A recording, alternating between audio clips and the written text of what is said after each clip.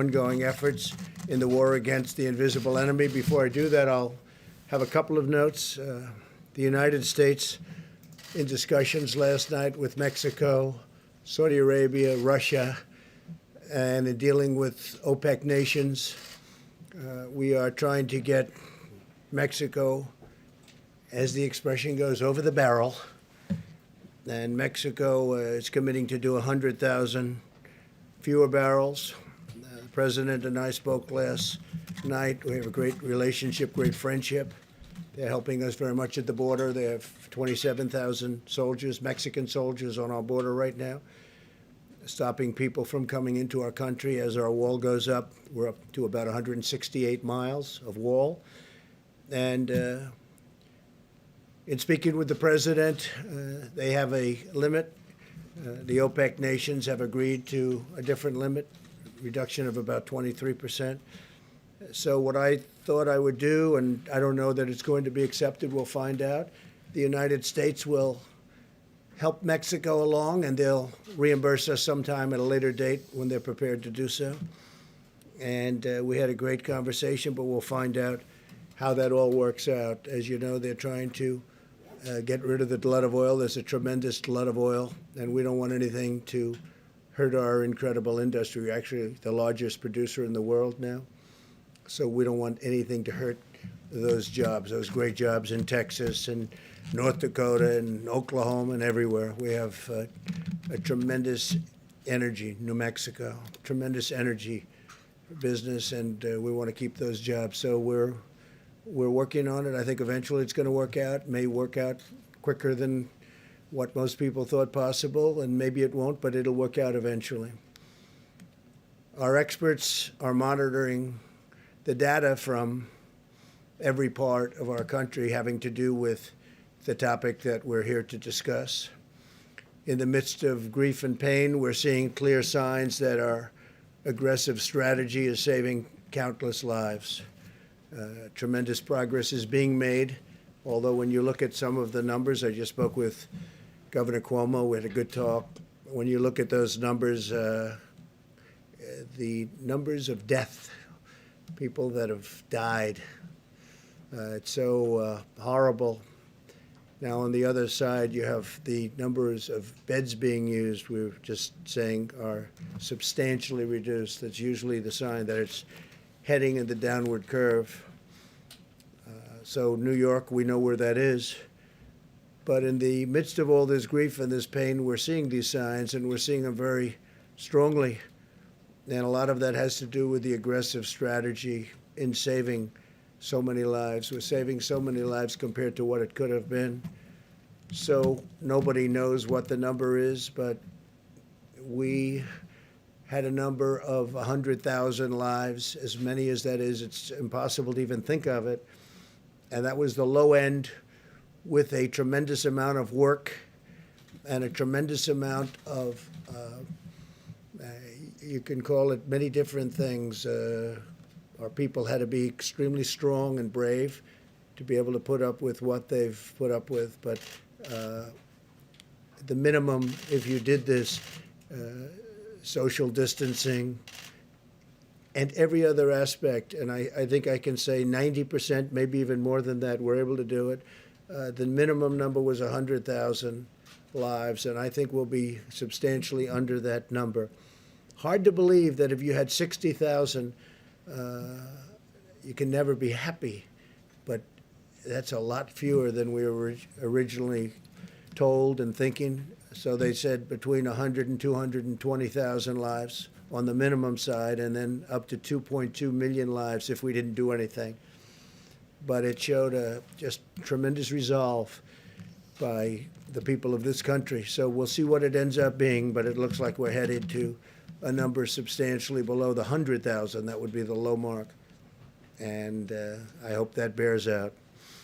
The situation in Detroit and New Orleans appears to be stabilizing. Detroit is really started to go up, and now it is stabilizing. And New Orleans is a great place. I have so many friends there. They can't believe what's happening, but it's really stabilized. I spoke with the governor of Louisiana, And as you know, we're building them additional beds right now, the Army Corps of Engineers and FEMA. And that is going to be done, and I hope they're not going to be very well used, because I think they've really, I don't think they're going to need them, or certainly not very many of them. We built them a big hospital of 1,000 beds, and now we're in the midst of doing another 1,000. I don't think they're going to be using very many of them, and that's a good thing. There was a time 2 weeks ago when we said that's not going to be nearly enough. We're going to have to build more, but we wanted to wait to see, and I'm glad we waited. It just looks like they're doing really well. Louisiana and the state of Michigan is doing really much better than we thought. In Washington State, we've made enough progress that the governor is now able to return an Army field hospital, so we're going to take that hospital. We don't think we need any more hospitals. We've built thousands of beds all over the country, and we think we're probably not going to need that hospital anywhere. If we do, we're ready to move it to a different location. In New York, we're seeing hospital admissions declining very substantially, as I said, and nationwide the number of new cases per day is flattening substantially, suggesting that we're near the peak and our comprehensive strategy is working. Over time, our guidelines to slow the spread are decreasing the rate of new cases very substantially, and will result in fewer hospital admissions, and we're seeing that. It's incredible. I think with no exceptions, it's looking like it's lower.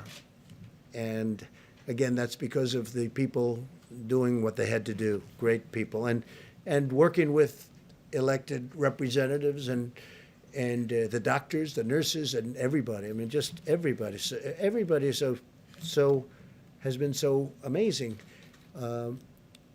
I was told this morning again, please mention all of those people working in the grocery stores, and it's true. The checkouts and the clerks and the people that are really, and a number of those people have become infected. So we want to thank them and a shout out to them. With the tireless devotion of American doctors and nurses and all of the medical people, we've kept our fatality rate very, very low compared to other countries. My administration's closely monitoring the data on the virus's impact on our cherished African American communities, because they've been hit hard. And the Surgeon General will be sharing more of that information right after we're finished here.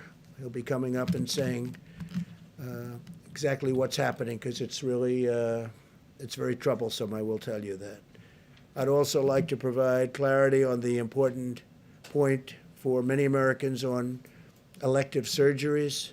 While we've asked hospitals to cancel surgeries and procedures that do not take place at this time, just not to do them now, the choice to delay any treatment still remains between the patient and their doctor.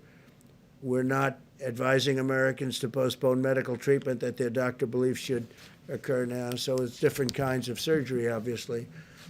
But we're really getting to the point where you can start to think about doing that surgery, if necessary, pretty soon, I think, pretty soon.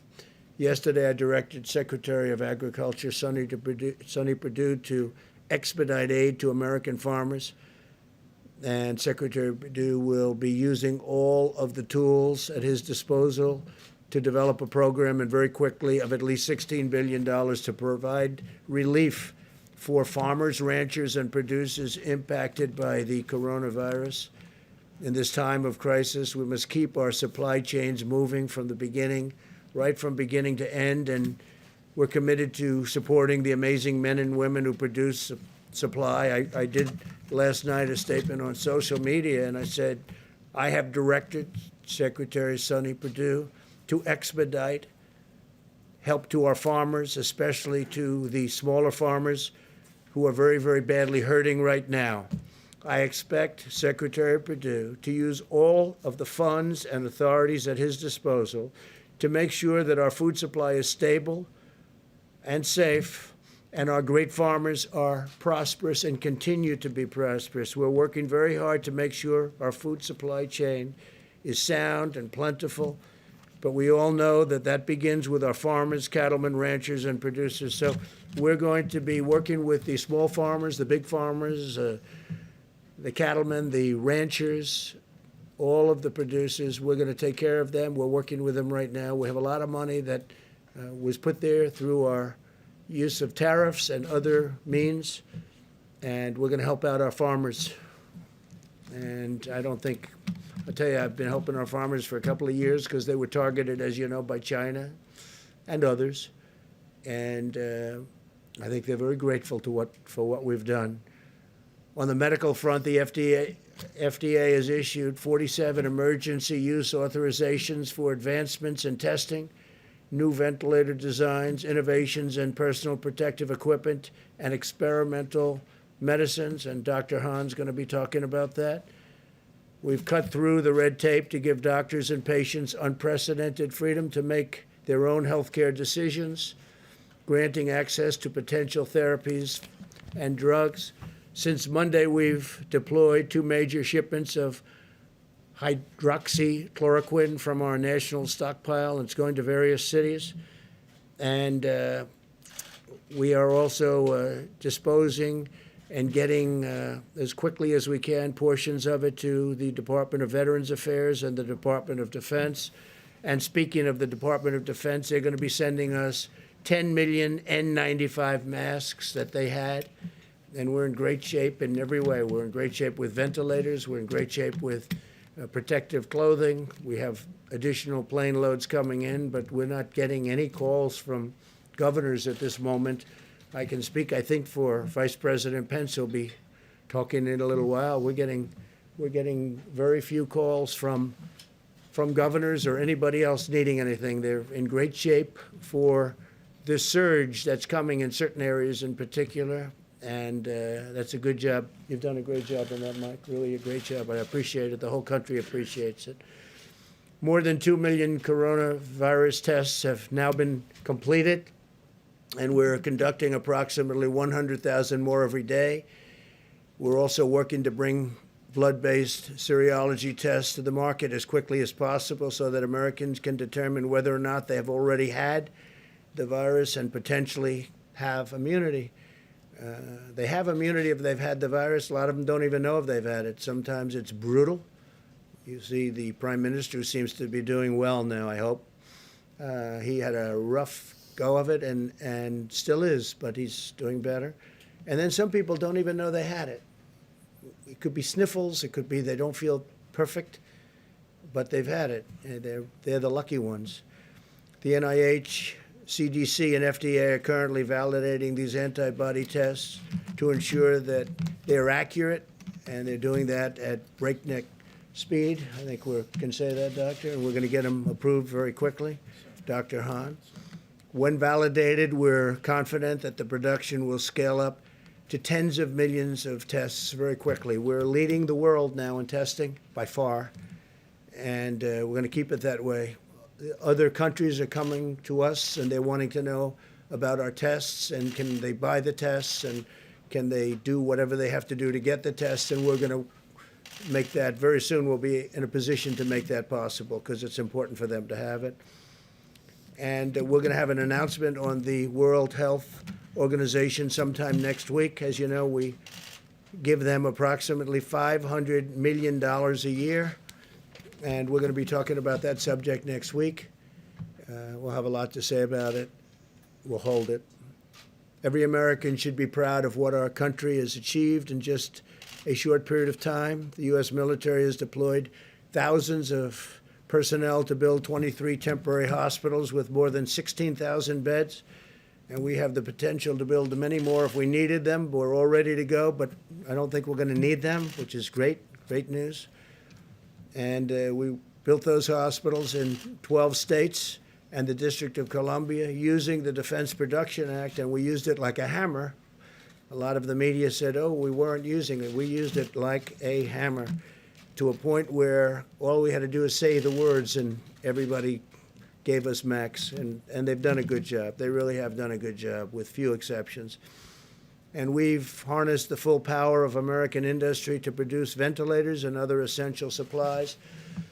Right now, we're making thousands of ventilators, many of which we won't need, but we'll use them in our stockpile. and we'll build that up. We'll also help build up the stockpiles, which they should have had in the states. And so we're working with governors on that, and we'll also help other countries. There are countries that are calling us for help. They need ventilators, and they're in no position to build ventilators. We are. We have Ford and General Motors, and many companies are building ventilators. So we're going to be helping at a not too distant point. We're going to be helping quite a few of the countries. Now, we've launched Project Airbridge to deliver nearly 300 million pieces of personal protective equipment from and around the globe.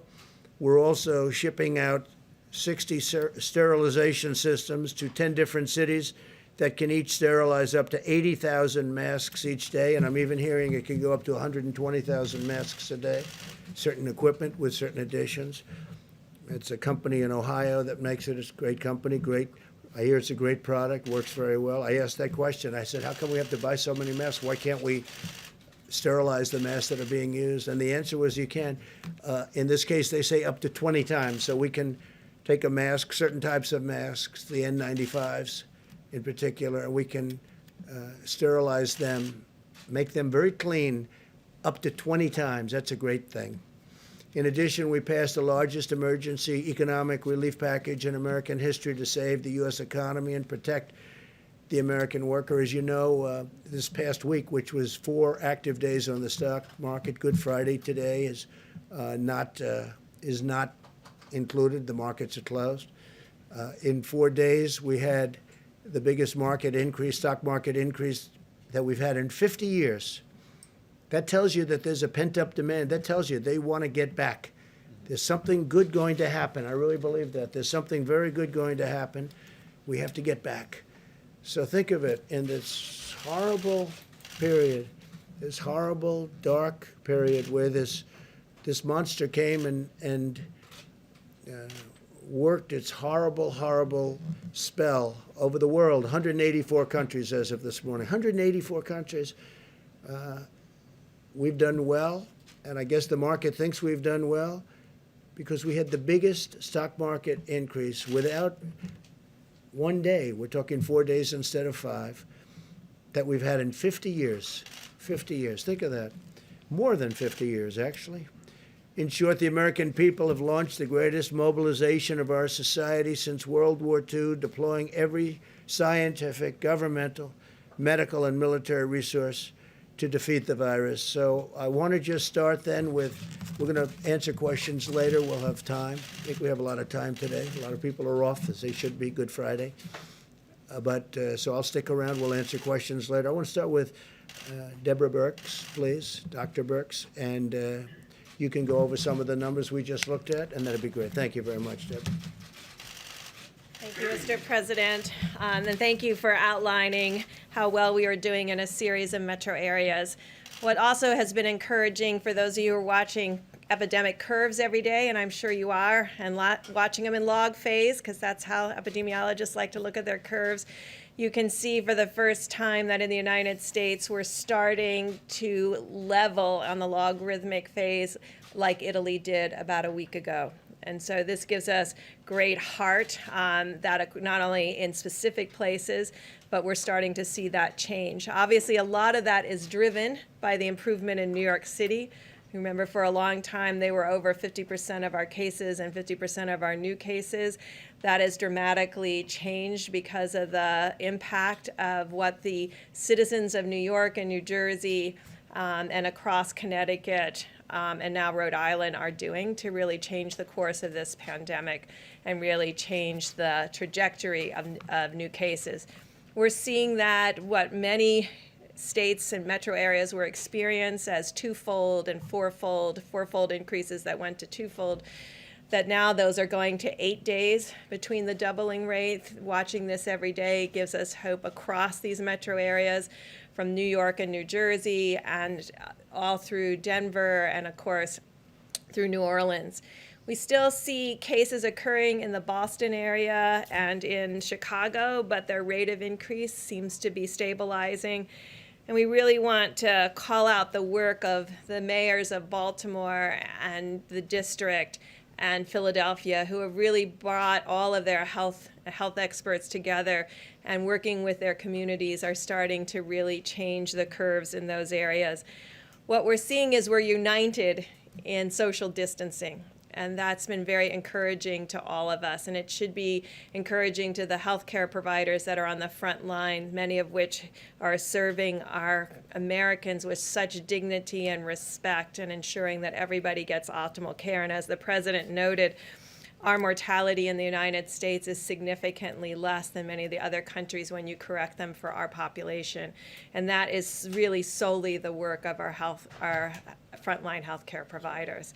And so working with, you can really, hopefully you get the theme today that we are incredibly proud of our public health leaders at the city level, at the state level, at the federal level, who are working together to really change the course of this pandemic, working with their citizens and their communities to make these changes.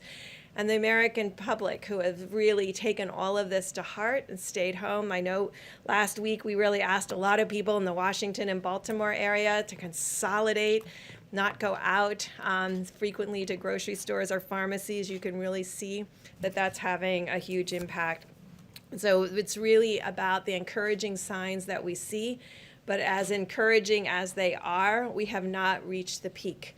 And so every day we need to continue to do what we did yesterday and the week before and the week before that, because that's what in the end is going to take us up across the peak and down the other side. We continue to really applaud the work of California and Washington State and Oregon. We're learning from all three of those states, from their public health officials, about how they were able to keep the virus from ever becoming logarithmic. And I think that's an important lesson for all of us on how they did that, what the timing was in case we ever have to face this issue in the future. Thank you, Mr. President. Thank you very much, Deborah. Tony, Doctor, please. Thank you very much, Mr. President. So again, just keeping on the theme that Dr. Birx had mentioned, this is the end of the week, that famous week that we spoke about last weekend, in which what actually was predicted to happen happened. We're starting to see the leveling off and the coming down that Dr. Birx had mentioned. But it's important to remember that this is not the time to feel that since we have made such important advance in the sense of success of the mitigation, that we need to be pulling back at all. I was actually hearkened by the fact that we've been talking about the New York, New Jersey, New Orleans, and other areas where they have really big spikes. But there's other parts of the country, in the middle parts of the country, where they're concerned to make sure they don't get those spikes. And I really want to salute the governors of states throughout the entire United States, but particularly in the central part of the country, because the governors obviously see us in these press conferences. And I've had calls over the last several days from several of the governors, from Nebraska, Iowa, South Dakota, Utah. Just about an hour and a half ago, I spoke with the governors of Arkansas and Wyoming, who are really committed to make sure that they don't get into the situation where they're going to have spikes in their state. And they're doing the kinds of things that they don't get recognized because people don't talk about them much. But we have a big country. We have 50 states, and it's not only the big cities. So if we're going to pull out of this, we're going to pull out of it in the big cities, and we're going to pull out of it in those areas that aren't as densely populated. And I just want to give a shout out to them. They're doing an extraordinary job. I was really pleasant. I wouldn't say surprised, because I expect it of this country, but to hear what they're doing and the commitment that they're putting into making sure that we don't have the kinds of situations that we've experienced, unfortunately, in other areas. This is very important. I just want to close by one other thing, something I mentioned yesterday and the day before, that there are a lot of candidate interventions that are going into clinical trials. For those of you who are interested in it, I recommend you go to clinicaltrials.gov, and you'll see the design of a clinical trial, and you see that many of them are the randomized controlled trials that are the really gold standard of how you find out whether something really is safe and effective. And as the weeks and months, and it'll probably be months, sometime in the summer, we'll start to see which are working, which are not, and to focus on those that we're developing and will working. I'll be happy to answer questions later. Thank you.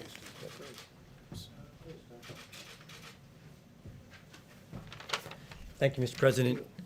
The White House Task Force has been very focused on increasing the supply of personal protective equipment for our great providers.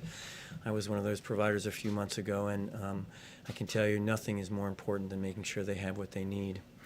So in order to increase the supply of N95 masks, FDA has worked with industry and has now authorized 2 companies who will supply machines to sterilize N95 masks.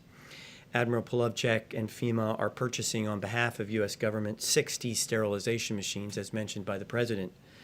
And they will be positioned around the country to increase the amount of supply of N95 masks.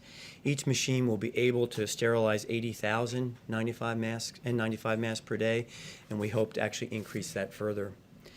The Vice President and the White House Task Force challenged us yesterday, and we responded as a team. FDA issued revised guidance regarding the laundering of gowns, because gowns are another issue in terms of supply that we're looking forward on. This is not something that normally happens around the country, but issued this guidance. It's on our website now at FDA, so there's information about how hospitals can do that to increase the supply. We've heard concerns that maybe hospitals might not want to do that because of regulations, and happy to tell you that Administrator Verma and I have worked on this. Certified providers and suppliers who follow FDA guidance as posted on the website will be compliant with Medicare and Medicaid requirements. And then finally, last week, FDA provided guidance to manufacturers on manufacturing specifications for cloth gowns. This is another attempt to increase the number of gowns. Typically, it's plastic or other types of materials. And this guidance, if followed, can be used by manufacturers to actually make these gowns, and no further regulatory red tape will be necessary. They can go into circulation. Thank you. Thank you very much. Please. Thank you, Mr. President. Good afternoon, everyone. I started off the week talking about the challenges that lie ahead, and I want to finish the week just by reiterating what you've heard. Mitigation works. It definitively and quantitatively is working, and I want to say thank you to America for your efforts to help flatten the curve and to save lives. But at the President's direction, yesterday I met with 2,000 Hispanic leaders from their communities, and today the Vice President led a phone call that I was on with hundreds of African American leaders, including the Reverend Jesse Jackson, including Derek Johnson of the NAACP, including the National Medical Association and the Black Nurses Association, to talk about some of the alarming trends we're observing regarding the impact of COVID-19 on communities of color. And you've heard the stats in New York City. Hispanics represent the majority of deaths. In Milwaukee County, blacks are 25% of the population, but almost 50% of the cases and 75% of the deaths. So what's going on?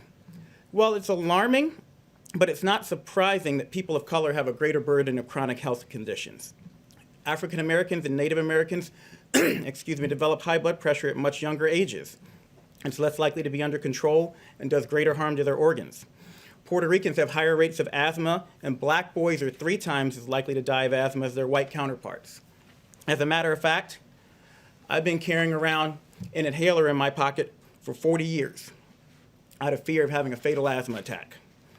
And I hope that showing you this inhaler shows little kids with asthma all across the country that they can grow up to be Surgeon General one day. But I more immediately share it so that everyone knows it doesn't matter if you look fit. If you look young, you are still at risk for getting and spreading and dying from coronavirus. The chronic burden of medical ills is likely to make people of color, especially, less resilient to the ravages of COVID-19, and is possibly, in fact, likely that the burden of social ills is also contributing. Social distancing and teleworking, we know, are critical, and you've heard Dr. Birx and Dr. Fauci talk about how they prevent the spread of coronavirus, yet only 1 in 5 African Americans and 1 in 6 Hispanics has a job that lets them work from home. People of color are more likely to live in densely packed areas and in multi-generational housing situations, which create higher risk for spread of a highly contagious disease like COVID-19. We tell people to wash their hands, but a study showed 30% of the homes on Navajo Nation don't have running water. So how are they going to do that? In summary, people of color experience both more likely exposure to COVID-19 and increased complications from it. But let me be crystal clear. We do not think people of color are biologically or genetically predisposed to get COVID-19. There is nothing inherently wrong with you, but they are socially predisposed to coronavirus exposure and to have a higher incidence of the very diseases that put you at risk for severe complications of coronavirus. But as the Vice President shared on the call this morning, this history, and I want you to hear me say this, it does not have to be our nation's future. We're taking steps now in the midst of the COVID-19 pandemic to reach, protect, and strengthen all communities impacted by this disease, and especially our communities of color. More details will be forthcoming, but we are actively working, as the Vice President and the CDC Director laid out today, data collection, targeted outreach to communities of color, and increasing financial, employment, education, housing, social, and health supports so that everybody has an equal chance to be healthy. And I want to close by saying that while your state and local health departments and those of us in public service are working day and night to help stop the spread of COVID-19 and to protect you regardless of your color, your creed, or your geography, I need you to know you are not helpless. And it's even more important that in communities of color, we adhere to the task force guidelines to slow the spread. Stay at home if possible. If you must go out, maintain 6 feet of distance between you and everyone else, and wear a mask if you're going to be within 6 feet of others. Wash your hands more often than you ever dreamed possible. Avoid alcohol, tobacco, and drugs. And call your friends and family. Check in on your mother. She wants to hear from you right now. And speaking of mothers, we need you to do this, if not for yourself, then for your abuela. Do it for your granddaddy. Do it for your big mama. Do it for your pop-pop. We need you to understand, especially in communities of color, we need you to step up and help stop the spread so that we can protect those who are most vulnerable. This epidemic is a tragedy, but it will be all the more tragic if we fail to recognize and address the disproportionate impact of COVID-19 and an array of other diseases and risk factors on communities of color. The task force and this administration are determined not to let that happen. The President, the Vice President have said we will not let that happen. We can't fix these issues overnight, but I promise you we will work with your communities to quickly and meaningfully move the needle in the right direction. Nothing less than the fate of our families and friends. My family and friends depends on it. Thank you very much, Richard. Thank you. Mike, please. Thank you, Mr. President. Today, the White House Coronavirus Task Force met and heard from the President the gratitude that he and I know all the American people feel for all the dedicated workers at FEMA, HHS, U.S. Public Health Service, FDA, and all those that are literally working on your behalf around the clock to partner with states, to partner with local health officials. And Mr. President, allow me to add my thanks and admiration to all of the entire team here at the federal level. On this Good Friday, we remember those who've lost their lives to the coronavirus. We remember their families, our dedicated healthcare workers, and our first responders. And we do well on this special day for Christians across this country to remember them in our prayers. But as you just heard from Dr. Birx and from the experts, it's also a good day to remember that Good Friday is always followed by Easter Sunday. And there is hope. There is hope in this moment that thanks to what the American people are doing every day, adhering to the President's coronavirus guidelines for America, thanks to the fact that Americans are listening to state and local leaders and putting the health of their family members and neighbors first, we're getting there, America. We're making progress. But it's imperative that we all continue to implement all of the guidance in the 30 days to slow the spread.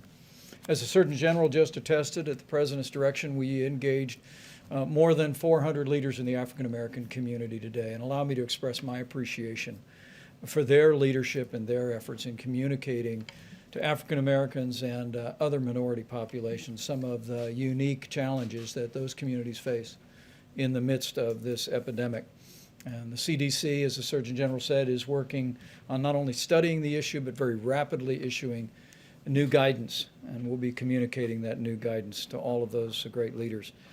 On the subject of testing and supplies, the President gave a great amount of detail. More than 2.1 million tests have been performed, and we continue to work very, very closely with FDA and suppliers around the country to expand the ability of testing. And you just heard Dr. Hahn reflect on the fact that very soon we will have an antibody test that Americans will be able to take to determine whether they ever had the coronavirus. I spoke today to the governor of Colorado, Jared Polis. We've been in contact with Senator Cory Gardner about an outbreak at a particular meatpacking facility in the Colorado area. And at this time, our team is working with the governor and working with the senator to ensure that we flow testing resources.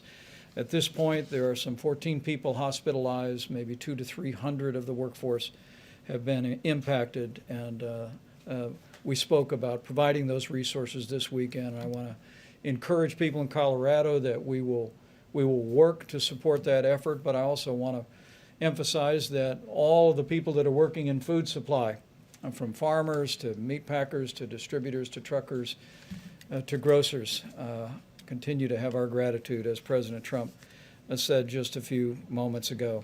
On supplies, more than $5 billion have been obligated to the states. 29,600 National Guard have been activated. And at the President's direction, more than 4,700 active duty military personnel have been deployed, medical military personnel in 9 states, focusing on the areas of most significant epidemic. Air Bridge, 26 flights have been completed.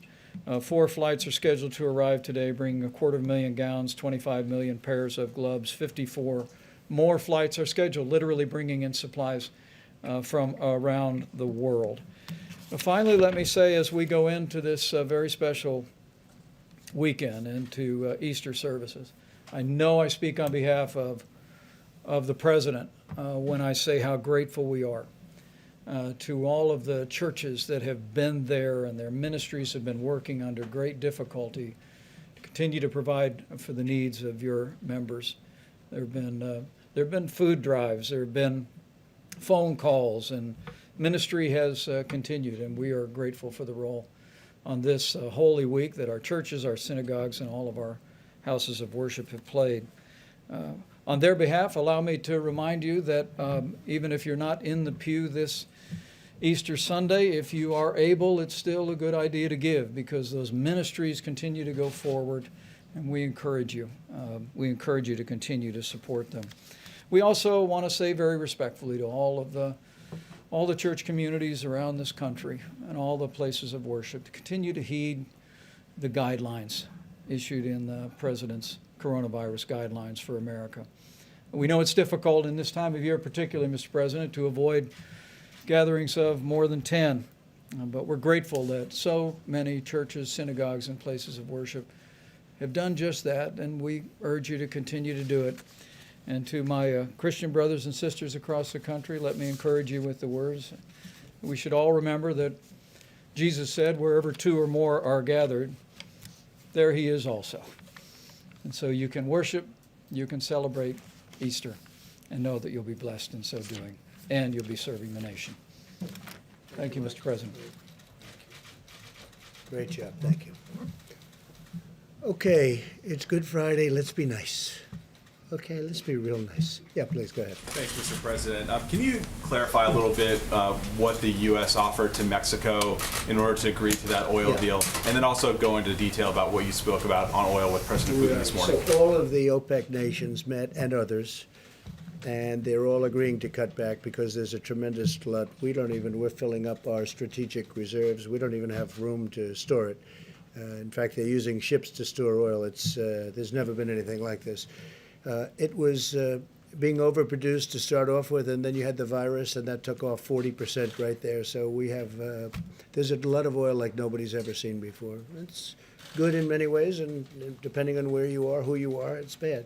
We have a tremendous energy business with hundreds of thousands of jobs. We're doing great. Number 1 in the world. So they all got together, and they said, we're going to cut it because we have to get rid of this tremendous supply. Now, the good news is, gasoline prices, I'm seeing 90 cents, 85 cents in different parts of the country a gallon. Nobody's ever seen that. I guess you have to go back to the 1950s where they had the big, large dollar bills. Remember? You don't remember. You're too young. But the fact that you have to go back a long ways to see it. So there's some good. The airlines are trying to come back. Having low fuel costs is good for them, and other reasons. Steel manufacturing, but a lot of the steel goes to building what we do for the oil and engineering firms. So that's a double-edged sword. But we want to keep our energy. We want to remain independent. We will remain independent, I think, regardless. But we want to get rid of this tremendous overflow. There's no place to even store it. So the OPEC nations met. They've been meeting, and I've hated OPEC over the years, absolutely hated them. But obviously, it broke down, and we potentially have years worth of supply, a long time before it ever can catch up, even if they do reduce it. And they agreed, but Mexico didn't agree. It was one of the few countries that didn't agree. This is OPEC plus. These are OPEC plus countries outside. You understand? Yes. And Mexico didn't agree. And I understand the president very well. He has a level when he came in, and he wanted to keep it at that level. Oil is important for Mexico. The problem is, and I explained it very strongly, you're going to be selling it for $5 or $10 a barrel. So in the end, it's bad. But he did have some political difficulty with it, frankly, and I understand that too. And it's a small amount for us. It's a large amount for Mexico, but it's a very small amount for the United States, being the biggest producer. So I agreed to pick up some of the slack. So he was going to reduce it by 100,000 barrels, reduce his output by 100,000 barrels.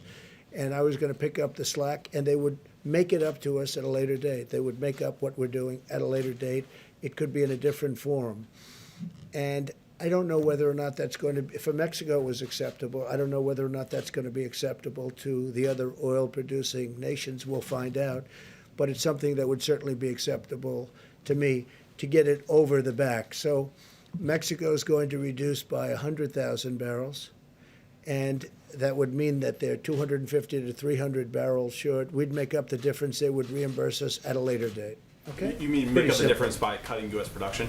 By cutting some U.S. production. Now, the U.S. production's already been cut because we're a market-driven economy, and oil is very market-driven. They've been cutting oil all over the place. We're cutting it back. And what does it mean, really? It means we have it in the ground, we can use it. Now, we have a lot of ground with a lot of oil in it. I think we're number one in that, too. We're probably number one, especially with ANWR. As you know, I got ANWR approved in Alaska. That's one of the biggest finds anywhere in the world. So when you add it all up, I think we're probably number one, even in what we have under. We're very lucky. We grew up in a land that was rich in a lot of ways, but it's also rich because it has a lot of oil underneath, oil and gas. And as you know, natural gas, LNG, is all over the country now at a very low price. And our carbon, our atmosphere, the level of environmental cleanliness is at its all-time best right now, all-time best, because we are using a lot of natural gas. But we have many forms of energy, including some of the newer forms that people want to see us go to. We have a lot of different forms of energy. We're number one in the world. We want to keep it that way. So we're helping Mexico out. We will be reimbursed in a form sometime in the future. Mr. President, I want to ask you about the new federal projections in a moment, but first, today you tweeted the invisible enemy will soon be in full retreat. Given it's invisible, without widespread testing, how would you know? Well, I think that we're going to have it in retreat. Will it be today? No. Tomorrow? No. But it will be at a certain point in the not too distant future. It will be gone. And how do you do that without the widespread testing? Specifically, my question. Oh, we'll know because people aren't going to go to the hospital. People aren't going to get sick. You're going to know that without. But we're going to do very substantial testing. We're doing more testing right now than any other country in the world by far. And if you'd like to have that question answered, I'll have the professional answer it. Deborah, perhaps you could come up. We are doing tremendous testing, but you'll know. You're going to know before anybody because you're going to see nobody's getting sick anymore. It will be gone, and it won't be that much longer. Go ahead. I'll ask you about the projections after. Thanks, Mr. President. Sure. Thank you, Mr. President. So the testing, I want to reemphasize about what kind of testing we're talking about. This is RNA diagnostic testing. That is the platform that was built to respond to this epidemic. It is the same platform that we utilize for HIV viral loads. And so many HIV clients have also given up their space on the machines to have these tests run for all of Americans. This assay is complicated. It's not like an assay that you have for your other diseases, your strep test or other diseases like that. This is a very complicated assay that requires a lot of technical oversight, and it's part of the reason why not all 100% our machines are running at full capacity, but we had great discussion with the lab directors about that. Every day more are brought online, and so, but I think we have to create expectations of what the daily test rates will be. Last year, we probably did 3 million HIV viral loads or 4 million HIV viral loads as a country. We've done over almost 2.2 million in 4 weeks. So this is unprecedented in what we have to do. I think that's why we're working very hard for 2 pieces, and I want to make sure that people understand testing is just part of our strategy. The other part of the strategy has to be this syndromic and influenza-like illness where there's an alert to an illness, and so that we're surveying where we know the most vulnerable cases have appeared. And the great call that I had with the mayors and with the health officials yesterday and mayors today, a lot of the rural areas, their primary, and as it was in Washington and California, was at the nursing homes. So the issue is to build a testing strategy that speaks to our strengths, of laser focusing a strategic approach to testing when we know what our volumes are, and they increase every day, but we have to be realistic about what the volumes will be a week, 2 weeks, 3 weeks from now, and combine that with strategic surveillance so that we're testing symptomatic people and their contacts very quickly to go back to contact tracing, utilizing our complete strategy. And I think we're very much interested, and it's why the president 3 weeks ago really put us on getting an antibody test. And I think I called from the podium for our university colleagues and hospitals to begin an ELISA-based test because that's a blood draw, but we really wanted a finger prick to make it easy and deployable. That's what's being worked on now. Of course, we don't want to promise until we have it, because I think we deserve that. The American people deserve that, to have a test that is efficient to let people know who's been positive for immunity. That's critical to epidemiologists and public health officials to know what the penetrance of a virus was into a community when all you're seeing are the serious cases and testing the most symptomatic. And so that's a question that we still have. Is this the tip of the iceberg, or is this half the iceberg or 3/4 of the iceberg, what we have seen to date?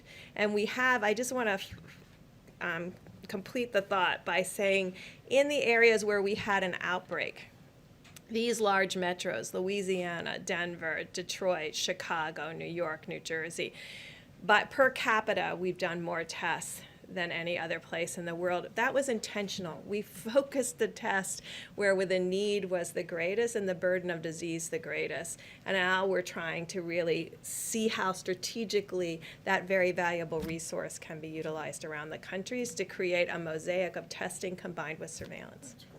Can I ask you about the new federal projections? There's new reporting today. The new federal projections suggest lifting. I'd like to ask you. I'd like to ask you, if I can, about the new federal projections that suggest lifting the 30-day shelter-in-place orders would lead to a spike in infections. Have you seen those new projections from your Department of Homeland Security and HHS, I first have of all? not. When did they say this would take place? When? They said that it would take place if the 30-day shelter-in-place were to be removed. There are 3 different No, examples. we'll talk about that. Doctor, would you like to talk Does that about that? impact your thinking, though, that those... They haven't seen it. I guess you're seeing, I guess they leaked it to NBC. huh? They didn't leak it to us. It's being reported by Nobody's others. seen it, and they're the ones that do it. It's your So administration, so I asked. It's from the HHS and DOJ. Yeah, But I'll circle back. we'll and find say- out about it. They don't know about it. So in You want to terms, say something, Seneca? First of all, Peter, I haven't seen that, so I can't quote on that. New York But, Times just yeah, reported within the that's last okay, few I still haven't seen it. I've been in here all day. I'm just saying, I'm just telling you what I know. So what I think that they're talking about is that whenever you pull back, you would expect that you might start seeing cases. And what we've been talking about, what Dr. Birx has just mentioned, is that when you see that, that's where you want your resources to be able to very efficiently, in real time, identify, isolate, and contact trace. So don't let anyone get any false ideas that when we decide at a proper time when we're going to be relaxing some of the restrictions, There's no doubt you're going to see cases. I would be so surprised if we did not see cases. The question is how you respond to them. I think that's what they were referring to. I guess the question, Mr. President, should Americans have to decide between staying healthy and going back to work? Look, I think we're going to do both. We're going to go back to work and we're going to stay healthy. And staying healthy is also a proportion. If you look at what we're doing, we're looking at a date. We hope we're going to be able to fulfill a certain date, but we're not doing anything until we know that this country is going to be healthy. We don't want to go back and start doing it over again, even though it would be in a smaller scale. Yeah, Jeff, go ahead. Thank you. So just a follow-up on the oil question. The president of Mexico said that you had agreed that the U.S. would cut production by 250,000 barrels per day. Is that what you agreed to? Yes, we would, which we've already done, by the way, but we would agree to a reduction cut. They would agree to do something to compensate us in the future. Okay? Do you make any assurances to Saudi Arabia that you, the United States, would not bail out oil drillers here? We didn't discuss that with Saudi Arabia. We just discussed the numbers, and we discussed who's opposed and who's not. And pretty much everybody is in favor of it because they're getting clobbered. They're all getting clobbered. All of those countries are having problems. If you look at Saudi Arabia, that's their source of income, primary source of income by far. So they want to do it. Russia wants to do it.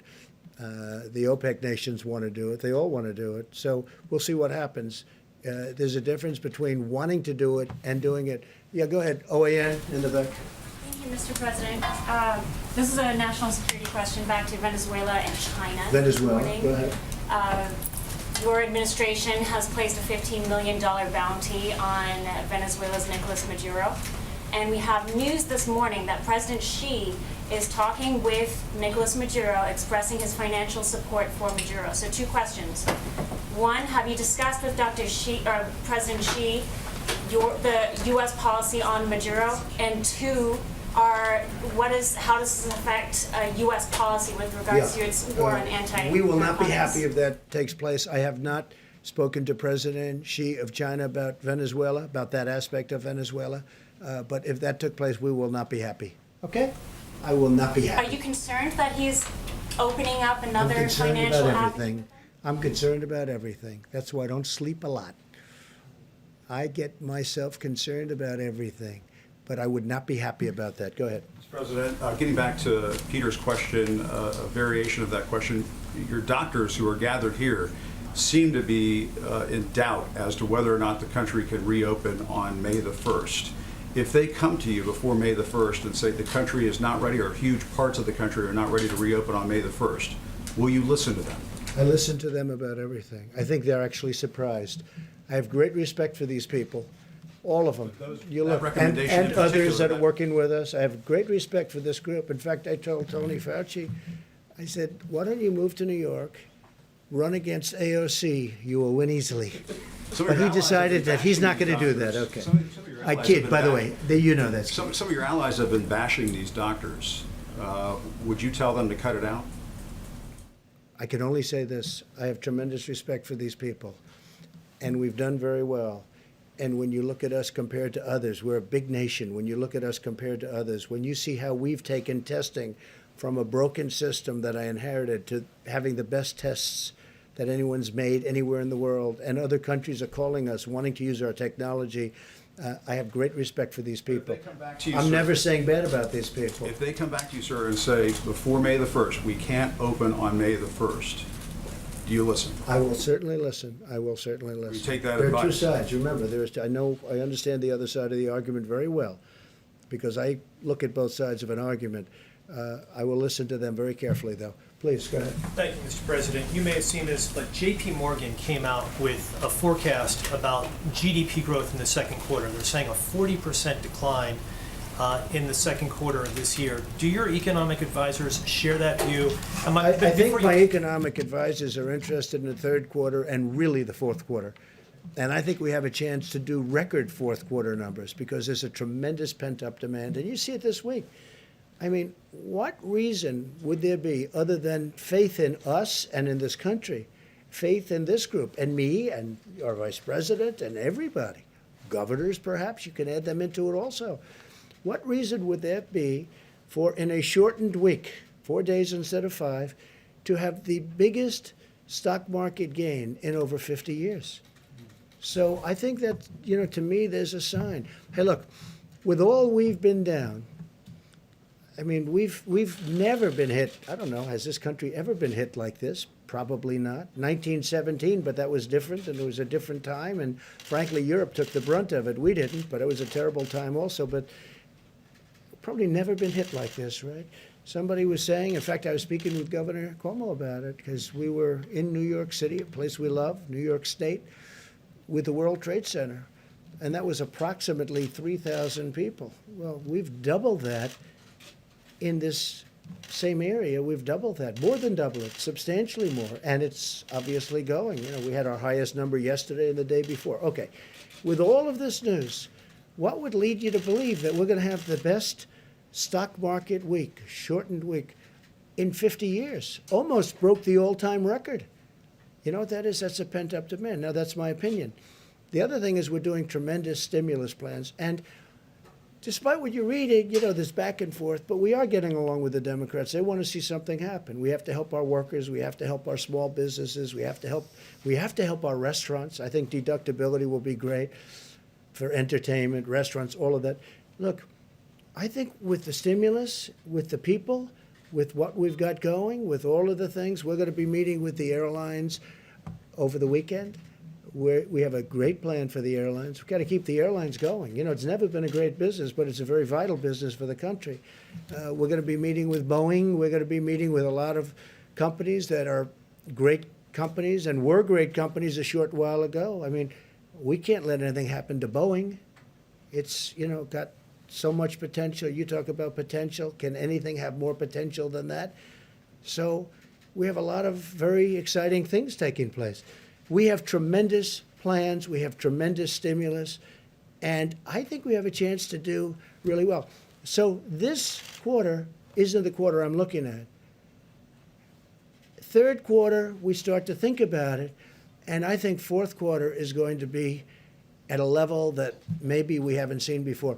I think our country, with the stimulus, with all that we've been through, we've learned a lot. Don't forget, we've learned about pandemics and epidemics. We've learned a tremendous amount. And with all that we've learned, as an example, we're making ventilators. We have thousands of them being delivered in the very near future. We have countries calling us, can we have ventilators? That would have been an unthinkable call. I wouldn't know what to say. They have people dying, but we needed them for ourselves. We have plenty before the surge. In New York, they need far fewer hospital rooms, or far fewer hospital beds in particular, than we thought. And I have to say, Dr. Birx told me that 4 weeks ago, 6 weeks ago. Remember, you said, that number's too high. We don't need that many.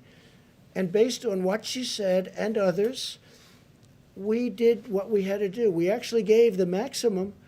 We built Javits. We sent the ship in. We then made the ship COVID because, there weren't a lot of people on the roads. You didn't have the accidents that we thought, other unrelated accidents. Nobody driving. Normally you have a lot of car accidents. You have a lot of motorcycle accidents. You have people going to the hospital. We didn't have that. We had almost none of it. So a lot of things have happened. I think we have a chance to be stronger than before. I really do. I think the stimulus is very important, what we're doing. I think it's very, very important. Please, go ahead. Mr. President, may I ask you about credit and debt as well? Yeah. Many American individuals, families have had to tap their credit cards during this period of time, and businesses have had to draw down their credit lines. Are you concerned, Mr. President, that may hobble the U.S. economy? All of that debt, number one. And number two, would you suggest to credit card companies to reduce their fees during this time? Well, it's something that we've already suggested. We're talking to them. Business interruption insurance. I'd like to see these insurance companies. You have people that have paid. When I was in private, I had business interruption. When my business was interrupted through a hurricane or whatever it may be, I'd have business where I had it. I didn't always have it. Sometimes I had it. Sometimes I have a lot of different companies. But if I had it, I'd expect to be paid. You have people, I speak mostly to the restaurateurs, where they have a restaurant. They've been paying for 25, 30, 35 years, business interruption. They've never needed it. All of a sudden they need it. And I'm very good at reading language. I did very well in these subjects, okay? And I don't see the word pandemic mentioned. Now, in some cases it is. It's an exclusion. But in a lot of cases, I don't see it. I don't see reference, and they don't want to pay up. I would like to see the insurance companies pay if they need to pay, if it's fair. And they know what's fair, and I know what's fair. I can tell you very quickly. But business interruption insurance, that's getting a lot of money to a lot of people. And they've been paying for years. You know, sometimes they just started paying. But you have people that have never asked for business interruption insurance, and they've been paying a lot of money for a lot of years for the privilege of having it. And then when they finally need it, the insurance company says, we're not going to give it. We can't let that happen. Please, go ahead. Thank you, Mr. President. On March 6th, you said anyone who wants tests can get a test. Now you're saying that you would be open to reopening the government without having a national testing system. How do you square those two statements, given that there's still issues with testing going forward? And how can you tell people Well, there's not that they're a lot not of going to have issues their with lives this. put at Yeah, risk? I got it. There's not a lot, and it's a good question. There's not a lot of issues with testing. Certain sections of the, if we go to Iowa, we go to Nebraska, we go, and interestingly, Idaho is very interesting because they had a few breakouts, small breakouts, but they're very, very capable states, and they're big distances, a lot of land, a lot of opening. You don't need testing there. You know, where you have a state with a small number of cases, some states with almost none. West Virginia hung in for a long time, as you know, with none for a long time. So when you have that, you don't need testing. You don't have to test every person in the state of Iowa, as an example. You don't have to test every single person to say, let's open up and let's get the tractors moving and let's get the corn and let's open up all of the different things they do in that great state. You don't need that. And with that being said, if there's a little hot corner someplace, we'll be testing. But I think Deborah speaks to this very well. The same thing in New York. That's what we talked to Governor Cuomo about this morning. We have the Abbott test, which is very quick and very easy, goes very fast. Then we have a lesser test that we talked about where we can talk about a larger area. But you're going to know. So we're going to do testing, but you don't need to test 325 to 350 million people because, number one, it's unnecessary. Vast numbers, vast areas of our country don't need this. I think you agree with me on that. You just don't need it. Now, we have certain hot spots. So Louisiana's a hot spot, New York's a hot spot, Detroit's a hot spot. And then you have certain areas in certain hot spots that you have to even go more so. And we're doing all of that. Remember this, we've done more testing than any country in the world. And we have the best test. And we developed this over a very short period of time. Please. Can I ask you also about the African American disparities? Yes, I have sure. a question for you and a question for the Surgeon General. Sure. For you, Mr. President, we know that these health disparities have existed for a long time among African Americans, Latinos, and other people of color. Why did the administration possibly have a plan directed at those communities to prevent high death rates, knowing that the health disparities were there? Well, we do have a plan, and one of the things I'm most proud about is what I've been able to do for the African American community. The lowest job numbers in the history of our country. This was For the virus, excuse me, of yeah, course. just before the virus came. Well, I'm just saying, because, you know, this has been here for 3 weeks, right? So just before, African American community had the lowest unemployment, the best employment numbers. More African American people and communities have been thriving. If you look at our opportunity zones and what we did, Tim Scott, who's fantastic, a fantastic senator, came to me, opportunity zones, more jobs for African Americans than ever before, better health care than they've ever had before. All of these things. The Surgeon General spoke to it, and he spoke to it, I thought, really brilliantly. I found it very interesting what he said, and I'd love you to come up and answer the second part of her question, because I think you would do it a much better job than I would. Please. Thank you, Mr. Surgeon General. Thank you very much. Thank you. I have a quick question for you. You said that African Americans and Latinos should avoid alcohol, drugs, and tobacco. You also said do it for your abuela, do it for Big Mama, and Pop Pop. There are some people I think already Granddaddy too. and there are some people online that are already offended by that language and the idea that you're saying behaviors might be leading to these high death rates. Could you talk about whether or not could you, I guess, have a response for people who might be offended by the language that you used? Well, I use that language because that's the language. I've been meeting with the NAACP, with the National Medical Association, with others. I actually talked with Derek Johnson multiple times this week, the head of the NAACP, and we need targeted outreach to the African American community, and I use the language that is used in my family. I have a Puerto Rican brother-in-law. I call my granddaddy granddaddy. I have relatives who call their grandparents Big Mama. So that was not meant to be offensive. That's the language that we use and that I use, and we need to continue to target our outreach to those communities. It is critically important that they understand it's not just about them, and I was very clear about that. It's not just about what you do, but you also are not helpless. We need to do our part at the federal level. We need people to do their parts at the state level, and we need everyone, black, brown, white, whatever color you are, to follow the president's guidelines, the coronavirus guidelines, and do their part. Because when I talked to the NAACP 3 weeks ago, it's important to note that one of the things they asked me was, can you help dispel the myths in this community that people actually can't get coronavirus if they're black? That was a myth that was out there that's actually very important for us to squash here. And that all Americans avoid tobacco, alcohol, and drug use at this time? Absolutely. It's especially important for people who are at risk and with comorbidities, but yes, all Americans. So thank you, and I will clarify that. All Americans need to avoid these substances at all times. I put out a smoking cessation report in January. I put out an advisory against youth and pregnant women using marijuana last year, and that was not directed towards any one race. That's everybody needs to do everything they can to be as healthy as possible at this critical time. Dr. Fauci, would you add anything? Yeah, I think you said it perfectly, Jerome. Thank you. Would you like to add anything to it? Because you are really, you expressed it very beautifully before. No, I mean, Jerome, you did it beautifully. I can't do it any better than that. And I know Jerome personally, and I can just testify that he made not even a hint of being offensive at all with that comment. I thought that was appropriate. Thanks. And I can tell you, Jerome has done a fantastic job, our Surgeon General. I just hope nobody steals him and he goes to one of these big companies for a fortune. Don't leave us, right? Don't leave us, Jerome, please. He's doing a great, you are happy and you're doing a great job. And everybody tells me that too, so we appreciate it. Please. Thank you. So Google and Apple have announced that they are jointly enabling contact tracing on their mobile phone operating systems. And I was wondering if this is something that you would consider, or maybe the doctors Well, would that's consider. individual freedoms, problems, and a lot of other things. Is it something we're going to look at it, certainly, and we know they've done that, and it's it's very new technology.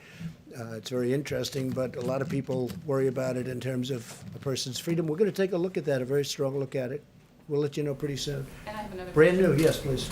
So can you explain why it is appropriate in the middle of a pandemic to be talking about cutting or eliminating funding for the World Health Organization?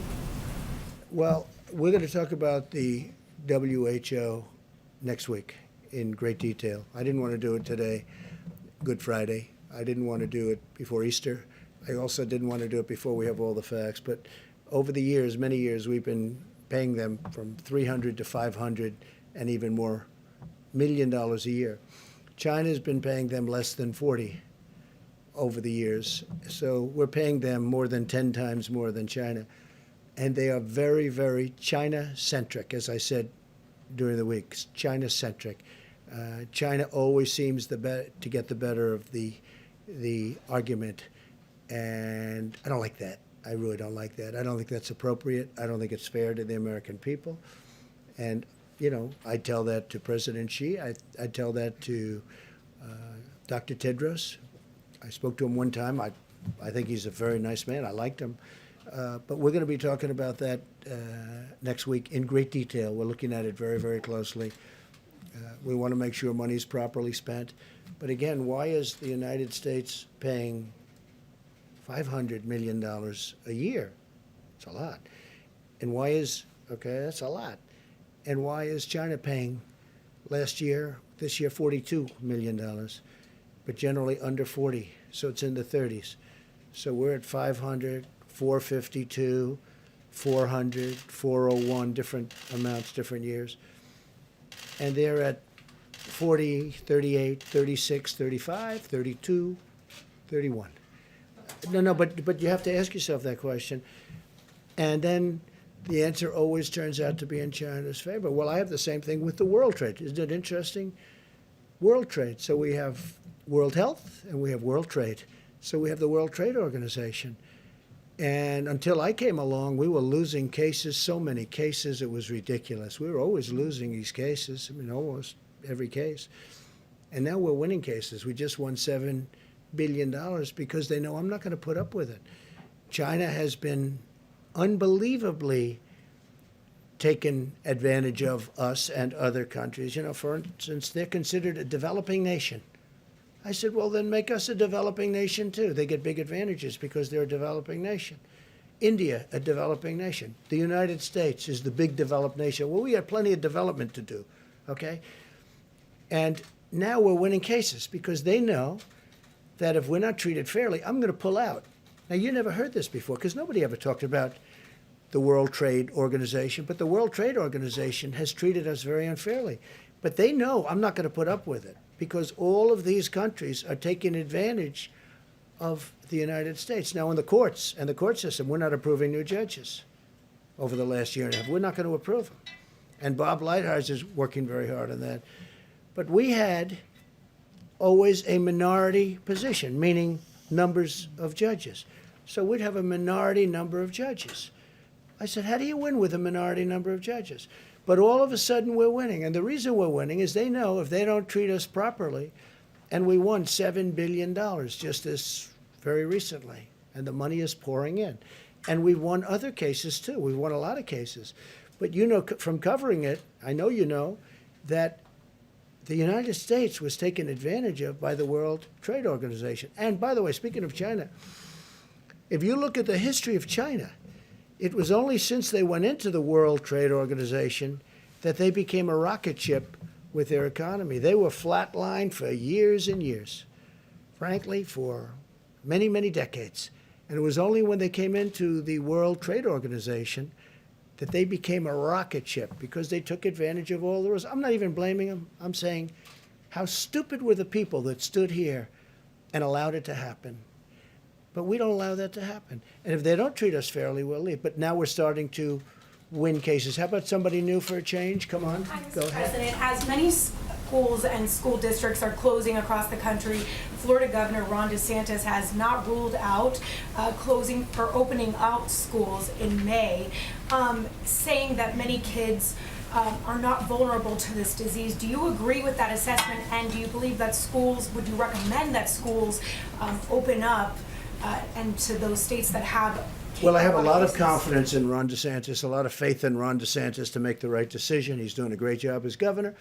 Ron DeSantis, I had read where he's thinking about opening up the schools earlier than the date, the end of the month. I'd have to look at the numbers. But again, you know, I like to allow governors to make decisions without overruling them. Because from a constitutional standpoint, that's the way it should be done. If I disagreed, I would overrule a governor, and I have that right to do it. But I'd rather have them, you can call it federalist, you can call it the Constitution, but I call it the Constitution. I would rather have them make their decisions. But he's made a lot of good decisions. And he hasn't said he's going to, but he's thinking about it. So I'll take a look at it. If I can ask a follow-up to one of the doctors, if you allow children back in the schools, you know, wouldn't that pose a threat to spreading the virus even further to some of those vulnerable? Well, I think the answer is obvious, but if you want either, would you want to just talk about that, maybe? Tony? Kicks me up here, right? I know. I think we know the answer to that. Yeah, I mean, from pure public health issues is that if you have a situation in which you don't have a real good control over an outbreak and you allow children to gather together, they likely will get infected. And if they get infected, the likelihood that they will bring the infection home. So that really is a risk. I don't know the situation at all in any detail, and I'm not specifically speaking about Florida. I'm just speaking generically about what happens when you have infections in the community and you have congregation of people, such as in classrooms, that's a risk. Has anyone under 25 died, Dr. Fauci, in the country? Yes. The governor Yes. said that no one under 25 has died. I guess you could clarify that people under 25 can die as a result of this Maybe in Florida they have. Yeah, I'm not sure. Again, in the country. okay, let's do that because I don't want to have to be answering for a particular state. Yes, people under 25 have died of coronavirus disease in the United States of America. If you reopen the country in May and there's a new outbreak or a spike in infections, are you open to the idea of shutting the country down again? Depending on the outbreak, yeah. You would be open Depending, I mean, and that's happened, as you know, with a couple of countries. You know what I'm doing? I'm watching other countries. In many cases, they're ahead of us from the standpoint that it attacked them before us. It hit them first. And I'm watching what's happening with respect to certain other countries, some of them obvious, some of them less obvious, and what they're doing and the success that they're having. And that's going to play a large part of the role. We're also setting up a council of very, very great doctors and business people. We're going to be announcing it on Tuesday. Of some great people. The economic task force. There's a second task force? This is beyond economic. This is really, I call it the Opening Our Country Task Force, or Opening Our Country Council, so we don't get it confused with Mike's task force, which has done so great. And we're going to have the great business leaders, great doctors. We're going to have a great group of people. We'll probably do it by teleconference because we don't really want them traveling in for their own purposes. I don't think it would look good also, but we don't want them traveling in. So we'll do teleconference. We did one the other day with the banks, and it was very successful, the teleconference itself. And we'll be announcing names on Tuesday, who's on that. And that'll play a role, but ultimately I have to make that decision. And then I'll have to make a decision. Do we close a little area that's a hot spot? I do say this, Jim, I want to get it open as soon as possible. This country was meant to be open and vibrant and great, not where people are, staying in. Are you determined to do I'm May not. 1st? I would love to open it. I'm not determined anything. The facts are going to determine what I do. But we do want to get the country open. So important. So I'll have a task force. I'll have a council. It's going to be announced on Tuesday with names that you have a lot of respect for, a lot of great names, different businesses, different people. Bipartisan? Bipartisan. I didn't even ask. I mean, honestly, I think it's bipartisan. The one thing I didn't ask, are you Republican or a Democrat? Hard to believe, but I didn't ask. So it would be. And I want their views on what they think. Also, very important, different parts of the country. Because you go to the Midwest, it's different than perhaps the East Coast or the West Coast. Now, the West Coast, those numbers are really pretty amazing on the West Coast. Very interesting. So we're going to be announcing that in a very short while, probably Tuesday. Go ahead, please. Thank you, Mr. President. Government officials in Latin American and Caribbean nations, Bahamas, Cayman Islands, have been saying that U.S. authorities are blocking the shipment of PPE in certain cases, and I'm wondering if you could speak to that. Well, what they're doing, we have a tremendous force out there, naval force, and we're blocking the shipment of drugs. So maybe what they're doing is stopping ships that they want to look. We're not blocking. What we're doing is we're making sure we don't want drugs in our country. And especially with the over 160 miles of wall, it's getting very hard to get through the border. They used to drive right through the border like they owned it. And in a certain way, they did. They could drive right. They had human trafficking. All of a sudden, they have a powerful wall up.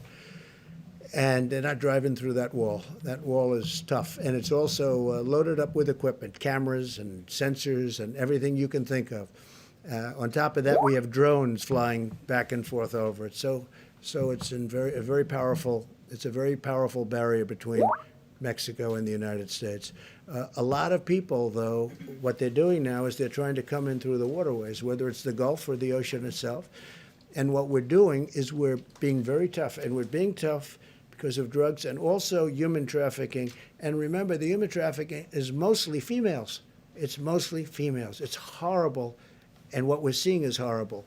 But you have we have a human trafficking problem worldwide, the likes of which, you think of it as an ancient thing. It's not ancient. It's bigger now than it's ever been before over the last 10 years because of the Internet. The Internet made human trafficking to the extent that it is now, which is massive. The Internet made it so big. So we have a big naval force that's stopping. So maybe when you mention that, maybe their ships are getting caught. But we are stopping a lot of ships, and we're finding a lot of drugs. Yeah, please. Thank you, sir. On the additional money for small I meant you, but that's okay. Go ahead. We'll do this. Sorry. Go ahead. On the additional money for small business, apparently Treasury Secretary Mnuchin speaking with the Democrats in Congress.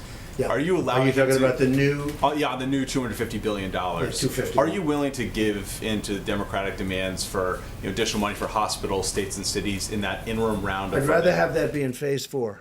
I don't deny it. I think it's fun, but I think it should be in phase 4, and I think we should have infrastructure, and I think we should have a payroll tax moratorium, because that's something that over a period of time, the workers get, sort of semi-immediately. It's over that period of time. It starts immediately, but it's over a period of time. I mean, there are a lot of people, I'm one of them, that would have liked to have seen the payroll tax cut as a permanent cut. But we should do the double-edged, meaning business, employee payroll tax cut. So we're talking about that. And I'm certainly okay with helping the states and helping the hospitals. I just think, because, look, the hospitals need help. You see what they've gone through. And the states need help. Some states in particular need help. They need big help. I'm willing to look at that very strongly, but I like looking at it in phase 4. The 251 is actually, the plan is working out well. The banks are getting started with the distribution. They've taken thousands and thousands of applications. The numbers aren't even believable, the number of applications. They're swamped, but Bank of America and Wells Fargo, and I guess Citibank is just now kicking in. And also what nobody's talking about, the commercial banks, the community banks. Everyone's talking commercial banks. The community banks are doing tremendous volumes. And they're probably doing them faster from what I understand. I hear the community banks, frankly, are the easiest ones in terms of getting the money out. So the money is getting out. The applications are far beyond what we ever anticipated. And that's why we're going, because this is money that goes essentially to the workers. We want the businesses to hold on to their workers, because once they lose the workers, they're never opening again. It's not going to happen. Okay, in the back. Gordon Lewald from the Wall Street Journal. I wonder if you could expand a little bit on your, the form that Mexico would take, the reimbursements, like what form would that take? You essentially add it to the tab for the wall that you mentioned. And I have a second question by Matt. Well, there's no real cost, because we're agreeing to produce a little bit less. So number one, it's staying in the ground. You have it for another day. It's actually cheaper than storing it, where you take it out and you deliver it to a massive well, like the strategic reserves, our national strategic reserves, where it has to be brought there. And that's, an expensive process in itself. But oil is getting to a point where, there are some areas, some people would say the water is more valuable than the oil. You never thought you were going to see that. You never thought, having covered, I know you cover it, you never thought you'd be seeing oil at $20 a barrel, but how about $10 a barrel? That you never thought you'd see. So we are looking at it very strongly. There is no real cost. I was helping I want to help Mexico out. We have a great relationship with Mexico, great relationship with the president. I really like him a lot. He's been terrific to us on the border because he stopped. You don't see the caravans coming up anymore. You don't see all the problems. When I took office, it was unbelievable what was going on. And they have been helping us a lot, and we've been helping them a lot. They make product for us, they sell it to us, and it's fine. It's a good relationship. And sometimes it's a great relationship. So he could not have done any more than that. And I think there was political reasons for that for him, that other nations don't have. They don't have that. The nations that we're talking about, the 22 other nations that we're talking about, they just don't have that problem. So it doesn't cost us anything, and yet it's very valuable. We will be reimbursed in the future, maybe in the near future, maybe in the more distant future, but we'll be reimbursed by Mexico in a certain way, and it'll be fine. But we get Mexico over the hump. Now, with all of that being said, that doesn't mean the deal's going to happen anyway, because they still have a lot of different states.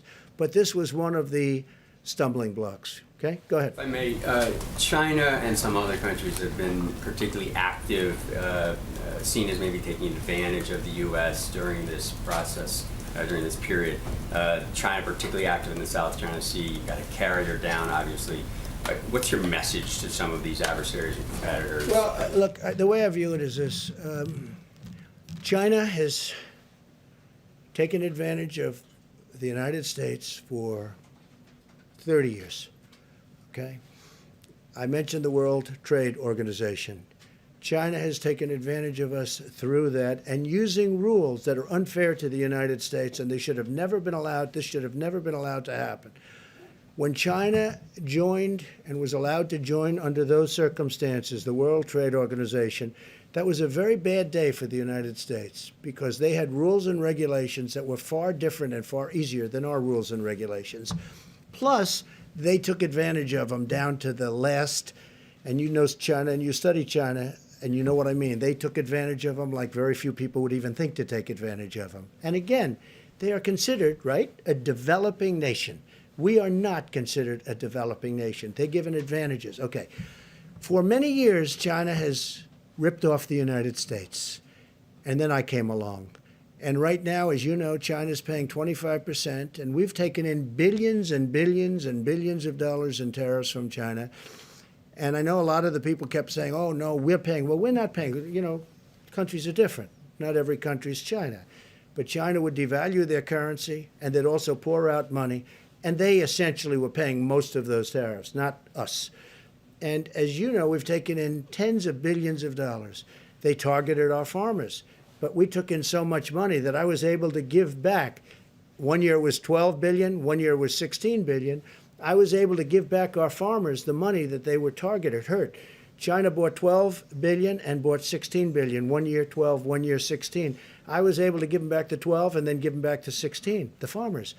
And they weren't targeted, and they're all in business. Now we're doing it because they got targeted in a different way. Now I'm going to be very interested to see. So we signed a deal with China, and under that deal, they're supposed to buy substantially in excess of $200 billion from us. That's not only farm product, it's manufacturing product, it's lots of different things. They're going to buy a lot. I just want to see if they live up to that deal. I know President Xi, I would say he would live up to the deal. But remember this. I never took off the tariff. It's still 25%. That's how big. 25% of $250 billion. So for the first time, and you saw also, now again, I'm going before the virus hit, because that's sort of like, that's like, let's start all over again. Okay? I can't tell you that yet, because that chapter hasn't been written yet.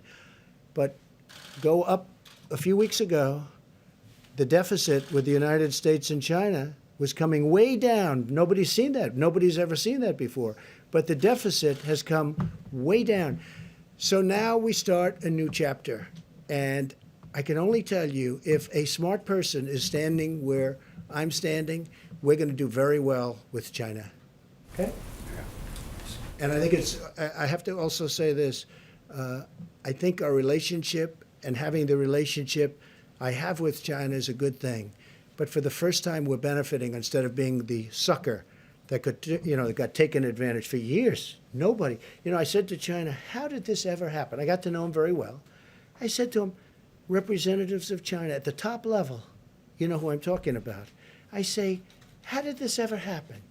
They looked at me and they said, but nobody ever called us. We didn't have a deal. It's not like we had a bad deal. We had worse. We didn't have any deal at all. So they just took advantage. Think of it, $500 billion a year deficit. Not 500 million's a lot of money, right? It's not, everyone thinks I made a mistake when I say 500 trillion. No, you mean 500 million. No, I said $500 billion a year deficit with China for a long time. But it was 200, it was 300, it was 400, it was 500, 556 billion, 507 $500 billion plus a year deficit with China. Now I'm charging them tariffs. And you know, it's very interesting. A lot of people that don't want to do that, they all agreed because China has taken advantage of this country like nobody has ever taken. We have built China with the money we gave them. Now, I give them a lot of credit, okay? I give them a lot of credit. They did it. But you know what? We made it a hell of a lot easier. We gave them a fortune. Go ahead. How about you in the back? Yes. Thank you, Mr. President. I'm Deborah Saunders with the Las Vegas Review-Journal, and I'm here today as a print reporter, the print puller. So I'd like to ask you a question and then ask a question from one of the reporters who couldn't be here because of social distancing. Go ahead. Thank you. A little louder, please. Thank you. I was wondering if you have been tested for antibodies. If you've taken the antibody Have I been tested for? Yes. Not that I know of. I've had some tests. Has anybody No? else here They been tell me tested? no. I'll Has accept anybody it. else in the task force been tested for antibodies? We don't have a testing. You don't have the test. That'll come out. They've just developed those tests. sort of new. Okay, good to know. So this question is from Andrew Feinberg with Newsweek. A significant amount of federal aid was made available to Boeing in the recently signed CARES Act relief package. But according to sources, Boeing executives are still planning a round of layoffs. So should Boeing or any company that accepts federal aid to stay in business during this pandemic be penalized for laying off workers after doing so? Yeah, well, the aid hasn't been given yet, but they will be asking, in my opinion. They haven't even asked yet. Boeing has not asked for aid yet, but I think they probably will. Now, at the same time, they do have to run a company. You know, this isn't a great time to sell airplanes. Let's not kid ourselves, okay? If you're a business person, Boeing makes airplanes. They had a big problem with one, but they make the greatest airplanes. They make the best airplanes in the world. They had the problem with one. They got it too complex. It becomes so complex. You have to be number one in your class at MIT to be able to fly it. It's a mistake. Every 2 years, they want to make it more and more. I mean, they had great success with the 737, the Boeing 737. Then all of a sudden, they do the MAX, and they say, let's make it more complicated. Let's put on different engines. Let's do this. Let's do that. It was not exactly a good decision. Bad decision. Very bad, horrible decision. Number one, human lives, and number two, horrible is what's happened to the company. Here's a company, from a business standpoint, was like probably the greatest company in the world, in my opinion. I think it amounts to 1% of GDP. Some people say it's a half. I think it's 1. But here's one of the greatest companies anywhere in the world, maybe the greatest. And boom. Now, on top of what happened there with the 2 planes, and they say they have that fixed. That's good. They say they have it fixed undisputably. In fact, somebody said, they gave me something. I said, you should say it that way. They said, sir, this is now the safest airplane in the air. I said, that's what you should say. That's a very good statement. It's the safest airplane in the air. That's a very good statement. You should use it. I said, by the way, you're changing the name? But whether you do or not, you should use that. But he said that. A Boeing person said to me, it's the safest airplane in the air. That's a great thing. But we know they're going to need help. Now, does that mean they're going to need help and they should keep people that they absolutely don't need? That business is a very cyclical business, like many businesses, frankly. So that determination hasn't made. They have not spoken to us yet. I think they will be. Maybe they won't need help. That'll be great. Look, Boeing made so much money. Who would have thought they could have made all of those planes that are parked all over the place? In many cases, I guess payments not made. But who would have thought they could do that and they're still a solvent company? Okay? I mean, what a tragic thing happened in numerous ways, but also economically. So when they see us, making sure that Boeing is strong again is very, very powerful and very important, and we'll do whatever is necessary to do. Please. Yeah, thank you. I have a quick one and then a longer one. First of all, have you had a chance... Should we keep this going, everybody? Huh? You're the president. Jim wants to leave. No. Keep it going for a while, yes? I mean, we have time if you want. You're not going to criticize me that the conference was too long? You know, if I leave short, yesterday I left short. It was too short. If I stayed too long, they say it was too long. Someday we're going to get it just right. Okay. Should we continue? Should we continue? Yes? Well, at least answer my questions. Yeah. Okay, let's, at least for your question. Have you had a chance to speak That's to... not a bad point. Have you had a chance yet to speak to Boris Johnson since he came out? I have not. No, I have a call just to wish him well to his group. No, I don't want to be calling him now. I want him to get better. He's a great guy. He's become a friend of mine, a real friend of mine. You know, he has a great feeling for our country. Obviously, for his country, he loves it. He's a tremendous guy. And a slightly more complicated He's one. become, I think he's probably right now, he was very high to start. I think he might be 100% popularity right now. I think he's, you know, they talk about approval polls, right? You ever hear that term? I'm sure you never heard that. I hear it all the time. His approval rating must be about 300%. But he's a great guy. He was a great guy before, and I think people see what he's been through. What he's been through is incredible. And they say a big turn. So let's see what happens. Let's hope. And if I may, where do you see the use of something like immunity certificates or documents or passports when we get to antibody... Something like, excuse me? Immunity certificates. Once we get to antibody testing, whether this will be a useful way... Well, I see a lot of, I see a lot of different things. We're going to be very careful for who comes into the country. Look, my opposition party wants to have open borders. This is a case where I'm very glad that my position is I don't want open borders. I want very strong borders. That includes not only on the southern border, our southern border with Mexico, and you could also say our northern border with Canada.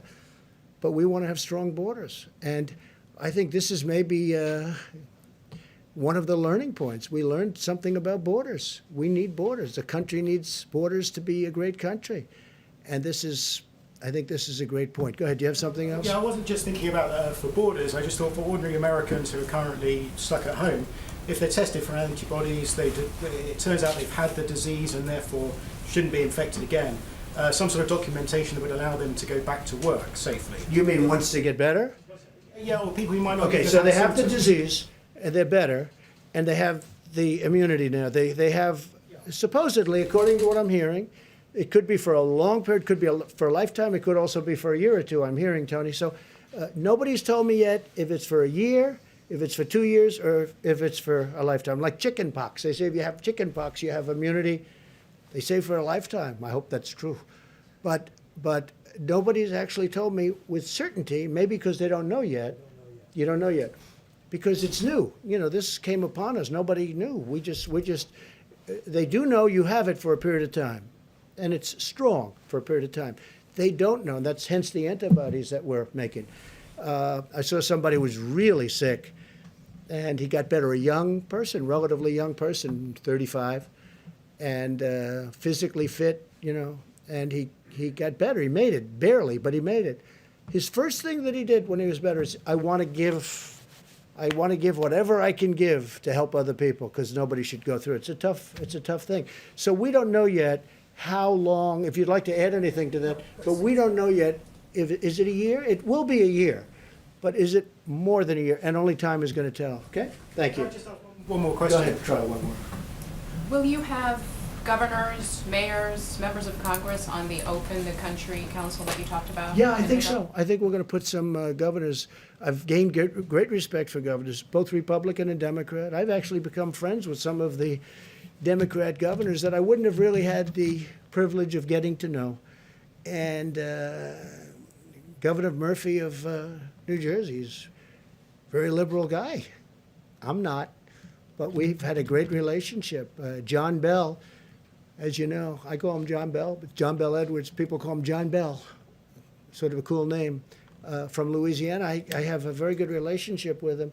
Gavin Newsom, honestly, I think we've fight on every. Hey, we're fighting right now. I want automobiles to be made cheaper and safer and stronger, but you save $3,000-4,000 per auto, and environmentally equal, or better maybe. And we're fighting on that. We're fighting a lot of different things. We fight on the border. He wants open borders. I want people to come into our country illegally. But I've gotten very friendly with Gavin Newsom. He's done a very good job here. I think I've gotten very friendly. I mean, he's been, I think, sort of a friend of mine for a long time. Don't get to see him much, but Governor Cuomo of New York, we talk all the time. I told you, I spoke to him literally the last call just before walking in here. I've really developed a lot of good friendships with the governors, and including the governors. I think Mike DeWine, Republican, but I think he's done a great job in Ohio. So yeah, I want to put on both parties. I want to have some governors. I'm not going to have all of the governors, but I'd like to put some representative governors on the council. Yes, I would like to do that. Any to serve? Yes. I have. I've asked a couple of them. They've all said yes. So far, everyone said yes. I think everybody would like to be on that council. That's a very important council. Go ahead in the back. You haven't gone yet. Thank you, Mr. President. 2 questions, if I may. Do you have a message to those pastors who are still planning to have Easter services, defying the public health guidelines? Well, so you're going to have to say it louder. To those what? To those pastors who are still planning to have Easter services in person. Pastors who Oh, are the pastors. I defying, didn't understand your word. Okay. You have a very nice voice, but it's a little bit low, and you're far back. I've had talks with the pastors, and most of the pastors agree. And it's a very complex subject, let's face it, for the obvious reasons. I don't have to go into it. Most of the pastors agree that they are better off doing what they're doing, which is distancing. They feel that let's get this over with, and they want to get back to church so badly. I mean, can you imagine we have Easter Sunday, and I'm going to be watching Pastor Robert Jeffress, who's been a great guy. Did I tell you? He's been a great guy, and I'm going to be watching on a laptop. Now, a laptop is not the same as being in his church or being in another church. It's not. No matter what you say, you don't get to say, oh, isn't it wonderful? But I've done this for 3 weeks, and they've had tremendous, I let people know who it is. They've had the biggest audiences they've ever had. They have millions of people now watching, and people are really liking what they're hearing. So I'm going to be with, on Easter, Pastor, I don't even know if he knows it yet, but he will soon. I think he will in about 2 minutes. Pastor Robert Jeffress, and he's a terrific guy, a terrific man. I've gotten to know him very well. He's a man of great compassion. He loves our country, and I'm going to be with him on Easter, meaning I'm going to be with him watching on a laptop. Doesn't sound good, but it's, you know, it's one of those things. It cannot be church. You know, I'm not going to get into it. It cannot be church. Most pastors and most people, you know, of faith, people that we listen to and respect and admire. Franklin Graham is a person I have great respect for. Most people will, and who's done an incredible job in New York on Central Park, where they put up Samaritan's Purse. He's done an incredible job. The son of the late, great Billy Graham. His family is incredible. He's incredible. Franklin Graham, the job he's doing on, I mean, he loves to do it. He has such a passion, and that's why he's so good at it. He does it with incredible love.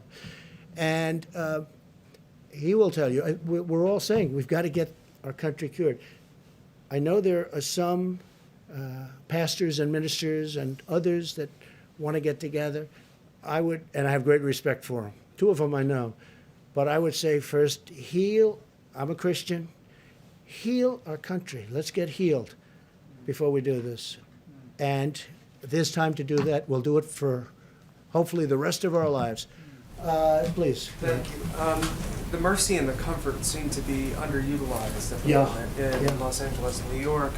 Is there any consideration either to sending the medical units into the cities to help Yes. the hospitals there, or to moving the hospital ships? So the Mercy and the Comfort were sent when projections were much higher.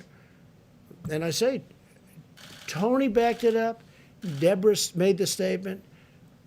They said, you're not going to need these many rooms. But we wanted to be prepared. I mean, you know, we had the ship. They did an incredible job. With the Comfort was supposed to be in maintenance for a period of 4 weeks, and they had it done in 3.5, 4 days. And it came up. And so we had it there. If there was a disaster from the standpoint of you needed all of the, now, I tell you, the Javits Center, Andrew will tell you, we were ready to go. It's incredible the job they did. But they're using less beds. This is a good thing, not a bad thing. They're using less beds. Now, Javits has been pretty busy over the last couple of days, and the death numbers are horrific. But you go back now, and you're finding they're going to start to come down very substantially, just based on the fact that the bed usage, the number of beds are much, much less, much, much less. So the Mercy and the Comfort were there in case they needed them. Los Angeles, where you have the one, and New York, where you have the other. They just don't. Fortunately, we haven't hit numbers where they would have been used.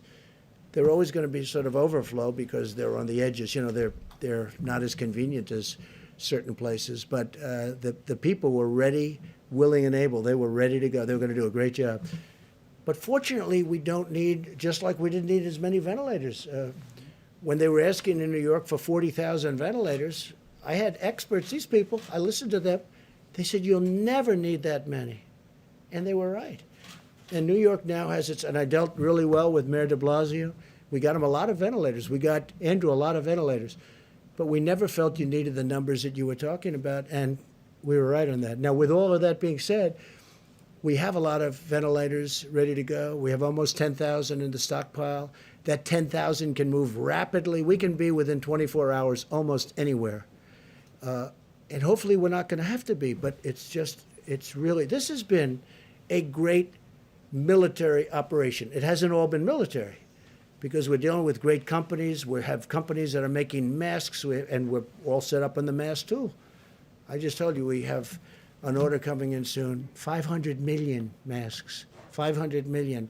We have companies, you know the story with GM or 3M, also GM, but 3M is doing a great job. I spoke to the CEO the other day. We settled it out. We had a dispute with them, and it's now all settled. And I think they're trying to show the country something, maybe me, but the country something.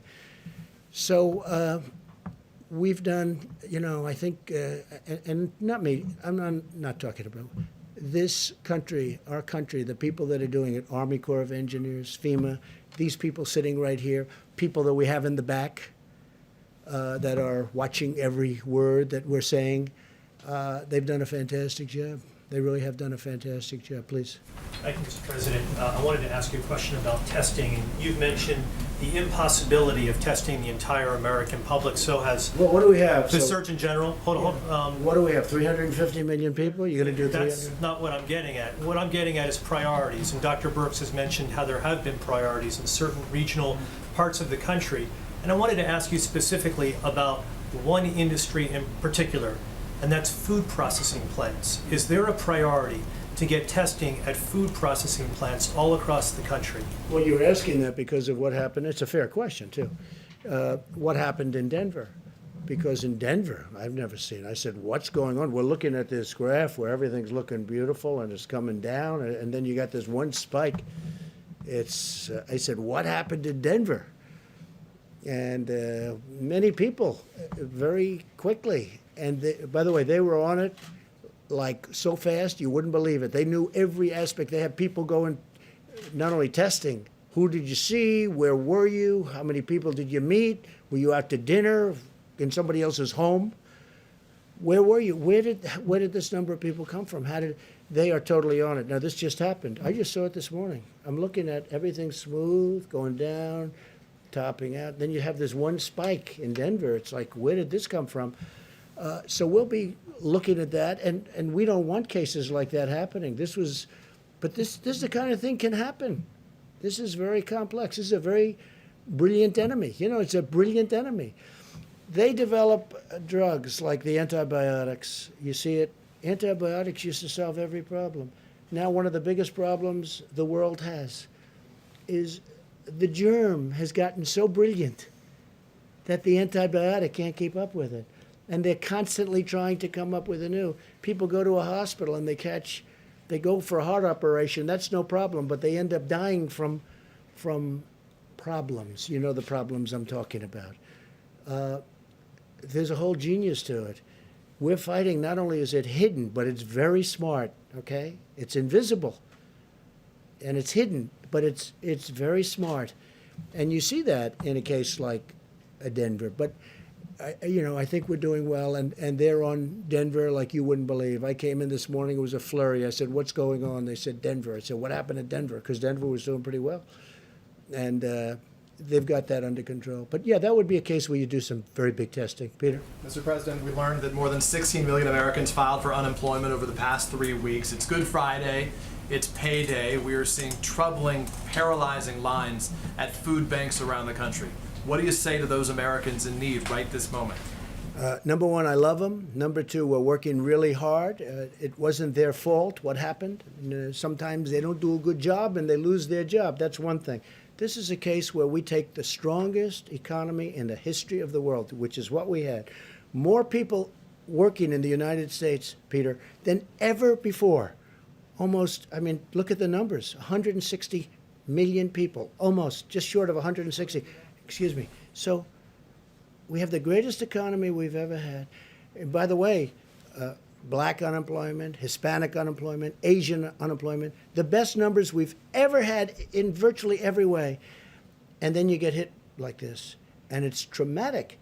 People that had great jobs, that went out to dinner and they didn't have any problems, they take their family, they were making good salaries. All of a sudden, you use the term cold turkey. It's cold turkey. They go from that to having no money and waiting for their checks, which are being processed very rapidly, but they have to go out and look for money. It's a terrible thing. All I say is we love them. We're working so hard, and they're going to be back. And I hope they're going to be back even stronger than before. Let me ask you about that if I can, just to follow up then. You chose not to do a national stay-at-home order. Now that you say you want to reopen parts of the economy, what authority do you have to do that? Isn't it ultimately up to the states to do that? Yeah, no, it's really, the states can do things if they want. I can override it if I want. But the national stay-at-home, just so you understand, 95% of the country is stay-at-home. Like as an example, I was speaking with the great governor of Texas, Greg Abbott, the other day. He has a stay-at-home. A lot of people didn't even know it, but he had a stay-at-home. Some people reported Texas wasn't. He had a very strong stay-at-home. 95 to 96%, South Carolina, as you know, has it, which at one point, a week ago, they didn't have South Carolina. Another great governor, McMaster. 95% of the country is covered. Now, the states that aren't, and again, constitutionally, from a federalist standpoint, if I thought there was a problem, if I saw a state with a problem, I would absolutely demand it. But they're doing great. And the states that aren't are states that have not had a big problem. What authority do you have to reopen right now? The same way that it's up to the states to shut it down, it's Yeah. up to them to reopen. What authority I do you have great authority if I want to use it. I would rather have the states use it. I would rather, and this is so shocking for me. A lot of people are saying, wow, he's really very reasoned, isn't he? A lot of people are shocked. They think I'd do what, I have absolute authority to use it. But so far, our relationship with governors and the job they're doing, I haven't had to do it. Would I do it if I saw a state that was out of control and they didn't have the stay-at-home policy? I would do it in a heartbeat. Jeff? Mr. President, there's obviously a lot of interest in how you're going to make that decision. What? That's a very big decision. What? I don't know that I've had a bigger decision than that when you think, right? I When you would think. I mean, think of that decision. Somebody said it's totally up to the president. I saw this one. It's totally up, and it is. I don't know that I've had a bigger decision, but I'm going to surround myself with the greatest minds, not only the greatest minds, but the greatest minds in numerous different businesses, including the business of politics and reason. And we're going to make a decision, and hopefully it's going to be the right decision. I will say this. I want to get it open as soon as we can. We have to get our country open, Jeff. You say, sir, what metrics you will use to make that decision? The metrics right here. That's my metrics. That's all I can do. I can listen to 35 people. At the end, I've got to make a decision. And I didn't think of it until yesterday. I said, you know, this is a big decision. But I want to be guided. I'm going to be guided by them. I'm going to be guided by our vice president. I'm going to make a decision based on a lot of different opinions. Some will maybe disagree, and some I'd love to see it where they don't disagree. Will there be risks? There's always going to be a risk that something can flare up. There's always going to, look at what's happening where countries are trying to get open and there's a flare up and they'll go. But I'd like the flare up to be very localized so that we can control it from a local standpoint without having to close. There's always a risk. This is genius that we're fighting. You know, we're fighting this hidden enemy, which is genius, okay? It's genius. The way it's attacked so many countries at so many different angles. And I mean, you take a look at what's going on. And the greatest doctors in the world, I think they're close, by the way, but they haven't figured it out yet. Look what it's done to some people. I mean, some people it's grabbed, and it's a horrible way to go. You want to know the truth? It's a horrible, and then other people it hardly has an impact on. We talked about it. It's sniffles. It's less. They don't even know they had anything. And some people, I looked at New York this morning, and I look at what's happening and the amount of people that are dying, and dying, violently dying. It's a very tough adversary, but we're going to win, and we're going to win it. We're going to win it very decisively. I'm going to have to make a decision, and I only hope to God that it's the right decision. But I would say, without question, it's the biggest decision I've ever had to make. Quick follow-up for the doctor, if I may, for Dr. Fauci and Dr. Birx. The models, as I understand them, are based on social distancing continuing through May.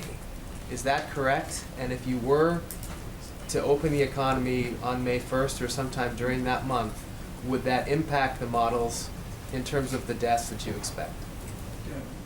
Want to answer that? We're taking turns today. Good. It's good. So the model, the IHME model, does state that it's through May. We've had these model discussions, haven't we, for weeks now.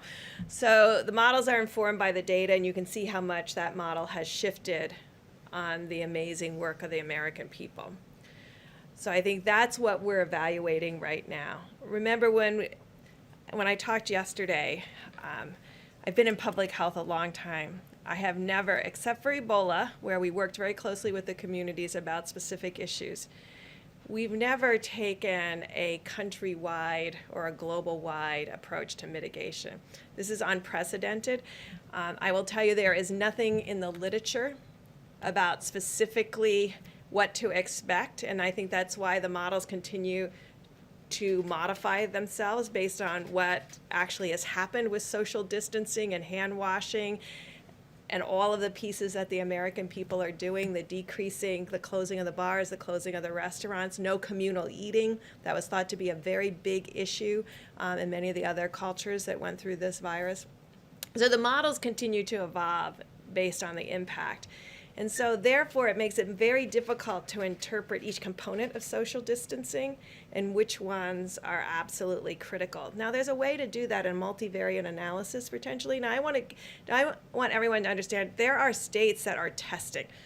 There are states that are doing contact tracing. So I mean, I think sometimes we get, we look at what New York is doing and Detroit, and we forget that there's a Utah and a New Mexico and a North and South Dakota and a whole series of states that have been doing testing and contact tracing and have been testing at rates higher than that per capita rate that we all have discussed. So we're looking at that. What did they do? Where are the most vulnerabilities? Where are the outbreaks most likely to occur? And that's why I've been talking about nursing homes, because we do believe that there's a relationship between age and seriousness of disease. Not to say that there can't be young people with serious disease, but proportionally, it's a smaller piece with serious disease. And so when you have that kind of spectrum where the older and the more complicated, the higher the severity, you get the impression that there may be more asymptomatic in younger age groups, and that's where the antibody test comes in. So when you put all these pieces together, you're trying to understand where would be the first signals. So we have surveillance out there right now with the CDC's influenza-like illness. I hope you're all tracking that. It is showing these small changes. I think we can believe in that as a surveillance tool married with their syndromic piece, giving us the insight about where to test and then where to proactively test in nursing homes and other vulnerable groups, because that has been the signal in a series of the states that have very, very low prevalence and incidence of disease. So that's the kind of factors we're putting all together to really define the best way forward. And we have superb roadmaps. I hope you all have seen them. There's been about 6 different roadmaps to opening that people have put online. And again, there's no literature that you can cite and said, well, we did this 20 years ago and what really worked. There isn't that. There's brilliant public health people giving us their insights. The core of the question is, because those are the models you've been using, if you do go with starting to open up the economy again on May 1st, doesn't that lead to more deaths? Well, look at how much it changed with mitigation. And now we're looking at those state by state, and there's some states in there that are still in contact tracing. So we're looking at the impact of that model and what that model predicted based on the type of contact tracing, less mitigation, more contact tracing. Are you getting what I'm talking about? Okay, so there are states that didn't stay-at-home orders, but we're doing contact tracing from outbreaks. So we're looking at them and how they have done, and we're looking at certainly what's happened in the big metro areas. And we're integrating all of that data together to make a plan going forward. So I can't tell you, because look at how much the model has changed in just a week. Remember, just a week ago, it was 80,000. Now it's 60,000. So, and the curves, I'm sure you're all watching it, the curves are getting much broader confidence intervals. There is still the dotted line, but the confidence intervals around the dotted line are getting bigger. When you see that, you know the model has a bit of instability. And so that's why Tony and I base a lot of our decision and discussion on cases and what physically is happening in that county and that state. At the same time, not ignoring the models, but integrating the models as one piece of our thought process. Do you want to come up here and say what you think about models? Okay. Dr. Works, can you update something? I just want to say that, you talked about, couldn't it lead to death? Meaning, you open up, could lead to death, and you're right. But you know what? Staying at home leads to death also. And it's very traumatic for this country. But staying at home, if you look at numbers, that leads to a different kind of death, perhaps, but it leads to death also. So it's a very big decision. As I say, it's the biggest decision I'll ever make. All right, we'll do a couple of more and we'll go. Thank you. Thank you, Mr. President. Before you came out here, you said one of the last people that you talked to was Governor Cuomo. Yes. And at his news conference today, he said that he was asking you to use the Defense Production Act to require companies to make more tests, to streamline testing. Is that something that you would consider, because you've considered it with ventilators? Well, the other side seems to keep using that, and I have used it. I've enacted it, you do know, and I've used it. Some people thought viciously. Just ask a couple of companies. If you want, you can just look up the names. And I'm surprised that he would have said that. We actually have great tests. We have others under development. You don't need full testing, as the doctors have been talking about ad nauseum. So I would be surprised that he would have said that, meaning it that way. If he did, I'd have a much different type answer. Go ahead. People didn't talk about it over the phone. We talked about testing. Yeah, we did talk about testing. And one of the things I did was I put the two doctors in charge of that call. I said, you know what, Andrew?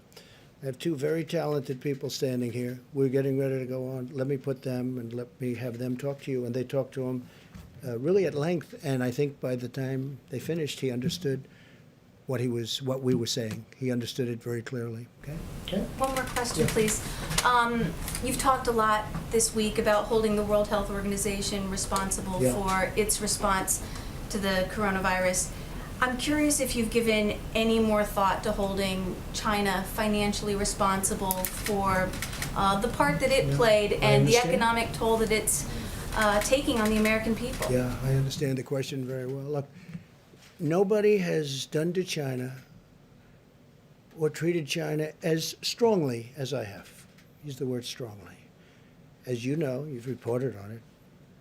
Billions and billions of dollars is flowing into our treasury because of what I've done with China. I think it's a very sad thing that happened. And I think if people knew, including the World Health Organization, and I do believe they knew, but they didn't want to tell the world. And we're going to get to the bottom of it. And we'll have reports on all of this, and we are not happy about it. But I wanted to leave the World Health for later. And I can tell you that we're constantly in touch with China. We're talking to China. And we've expressed how we felt. We're not happy about it. We're not happy about it at all, Kristen. Okay, one or two more? Yeah, Jim. Mr. President, we hear from a lot of people who see these briefings as sort of happy talk briefings. And No happy talk today.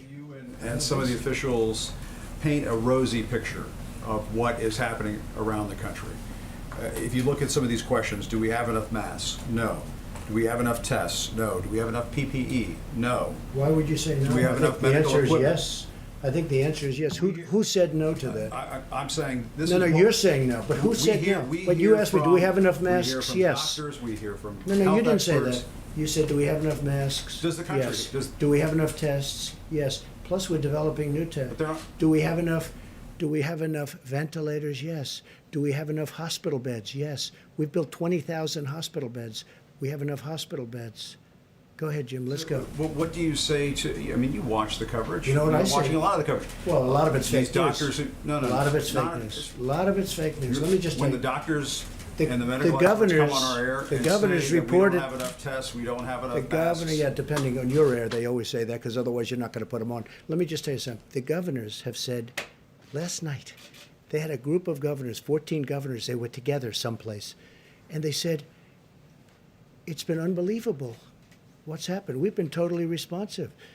Ventilators. Everyone has the ventilators they need, to a point where we're getting calls from foreign countries saying, you have all the ventilators, can we get some? And we're going to try and help some of these countries. These people have done an incredible job. This is not happy talk. Maybe it's happy talk for you. It's not happy talk for me. We're talking about death. We're talking about the greatest economy in the world. One day I have to close it off. And we did the right thing, because maybe it would have been 2 million people died instead of whatever that final number will be, which could be 60, could be 70, could be 75, could be 55. Thousands of people have died. There's nothing happy about it, Jim. This is sad talk. This is the saddest, these are the saddest news conferences that I've ever had. I don't like doing them. You know why? Because I'm talking about death.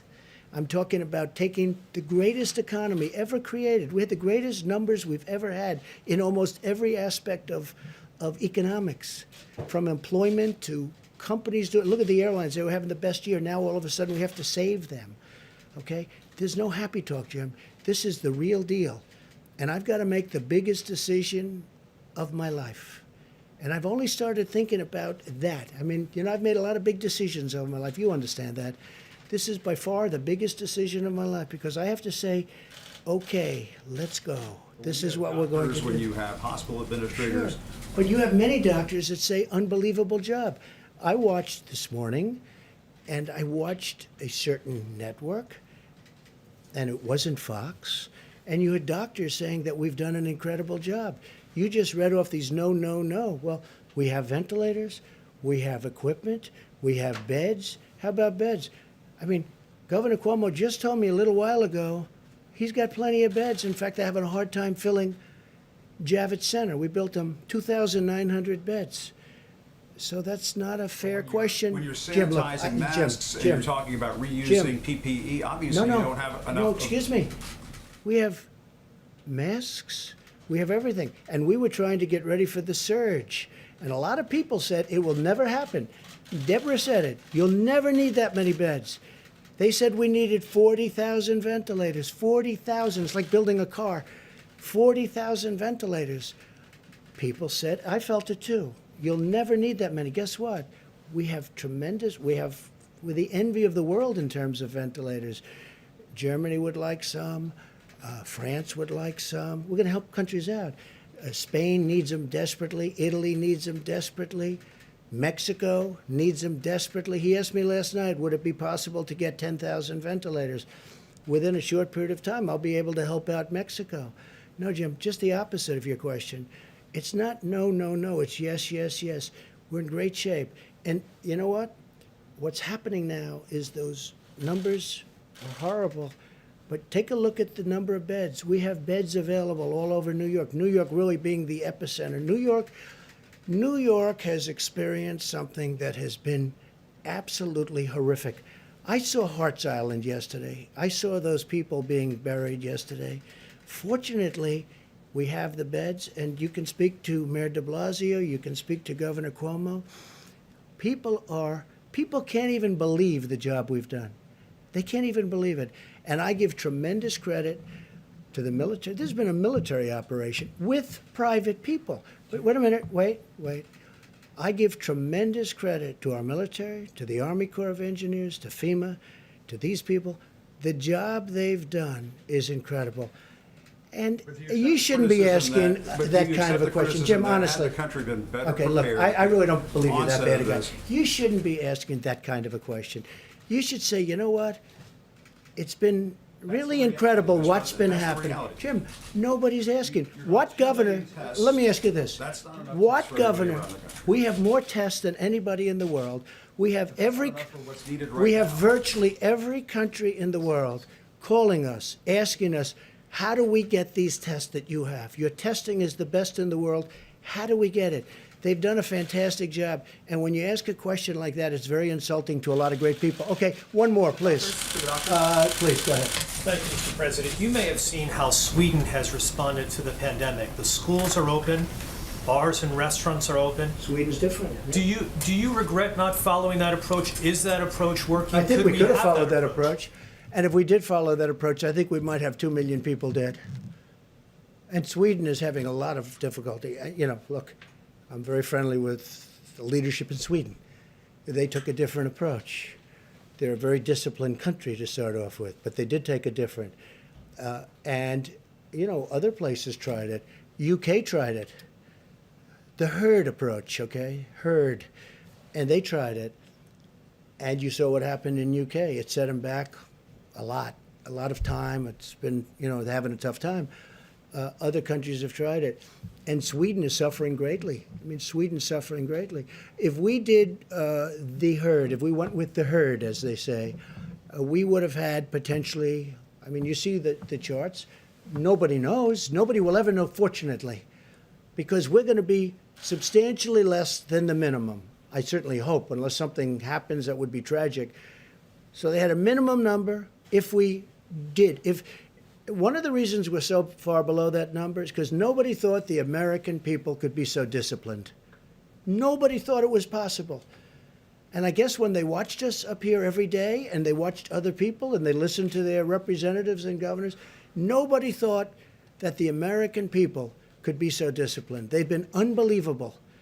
And because of that, so you have a minimum number of 100,000, and then you had the 2.2 number that if we did nothing, if we did just kept working, everybody go to work, people would be dropping dead on the subways. No. If we would have lost 1 million people, take the 2.2 million and cut it in half. Cut it in more than half. Make it 1 million people, okay? Now take that number and cut it in half. Make it 500,000 people. That's if we did nothing, right? It's unacceptable. It's too many people. So we spent more money on stimulus? Who cares by comparison? You take 2.2, you cut it in half, you cut it in half, you cut it in half, you keep cutting it in half. I don't care what number you choose. 500,000, 400,000. Well, we're going to have, we were talking 50, 60, 65, maybe. Maybe. But if we would have done what one country tried, and it has been very tough for them, you know that, very, very nasty, very tough. But if we would have done that here, and again, you got to remember, UK tried it. And I was a little surprised, and I watched it. They were going about, 2 weeks, and they said, we got to stop, because they were going to have a whole country infected. So with all of that being said, we got to get back to work. We got to get our country open. But we could have lost 2 million people. We could have lost 1 million people. We could have lost 500,000 people. If we would have lost 500,000 people, now I'll say this also, from the standpoint of being president and vice president, and we're up there and we're doing that herd and we're going to bullet through it. Do you honestly think people like Jim and yourself and other people Jeff would have put up with it? As people are dying all over, they would have said, this man is crazy. Because the numbers, Tony, at a minimum, would have been many, many times greater than the numbers we're talking about.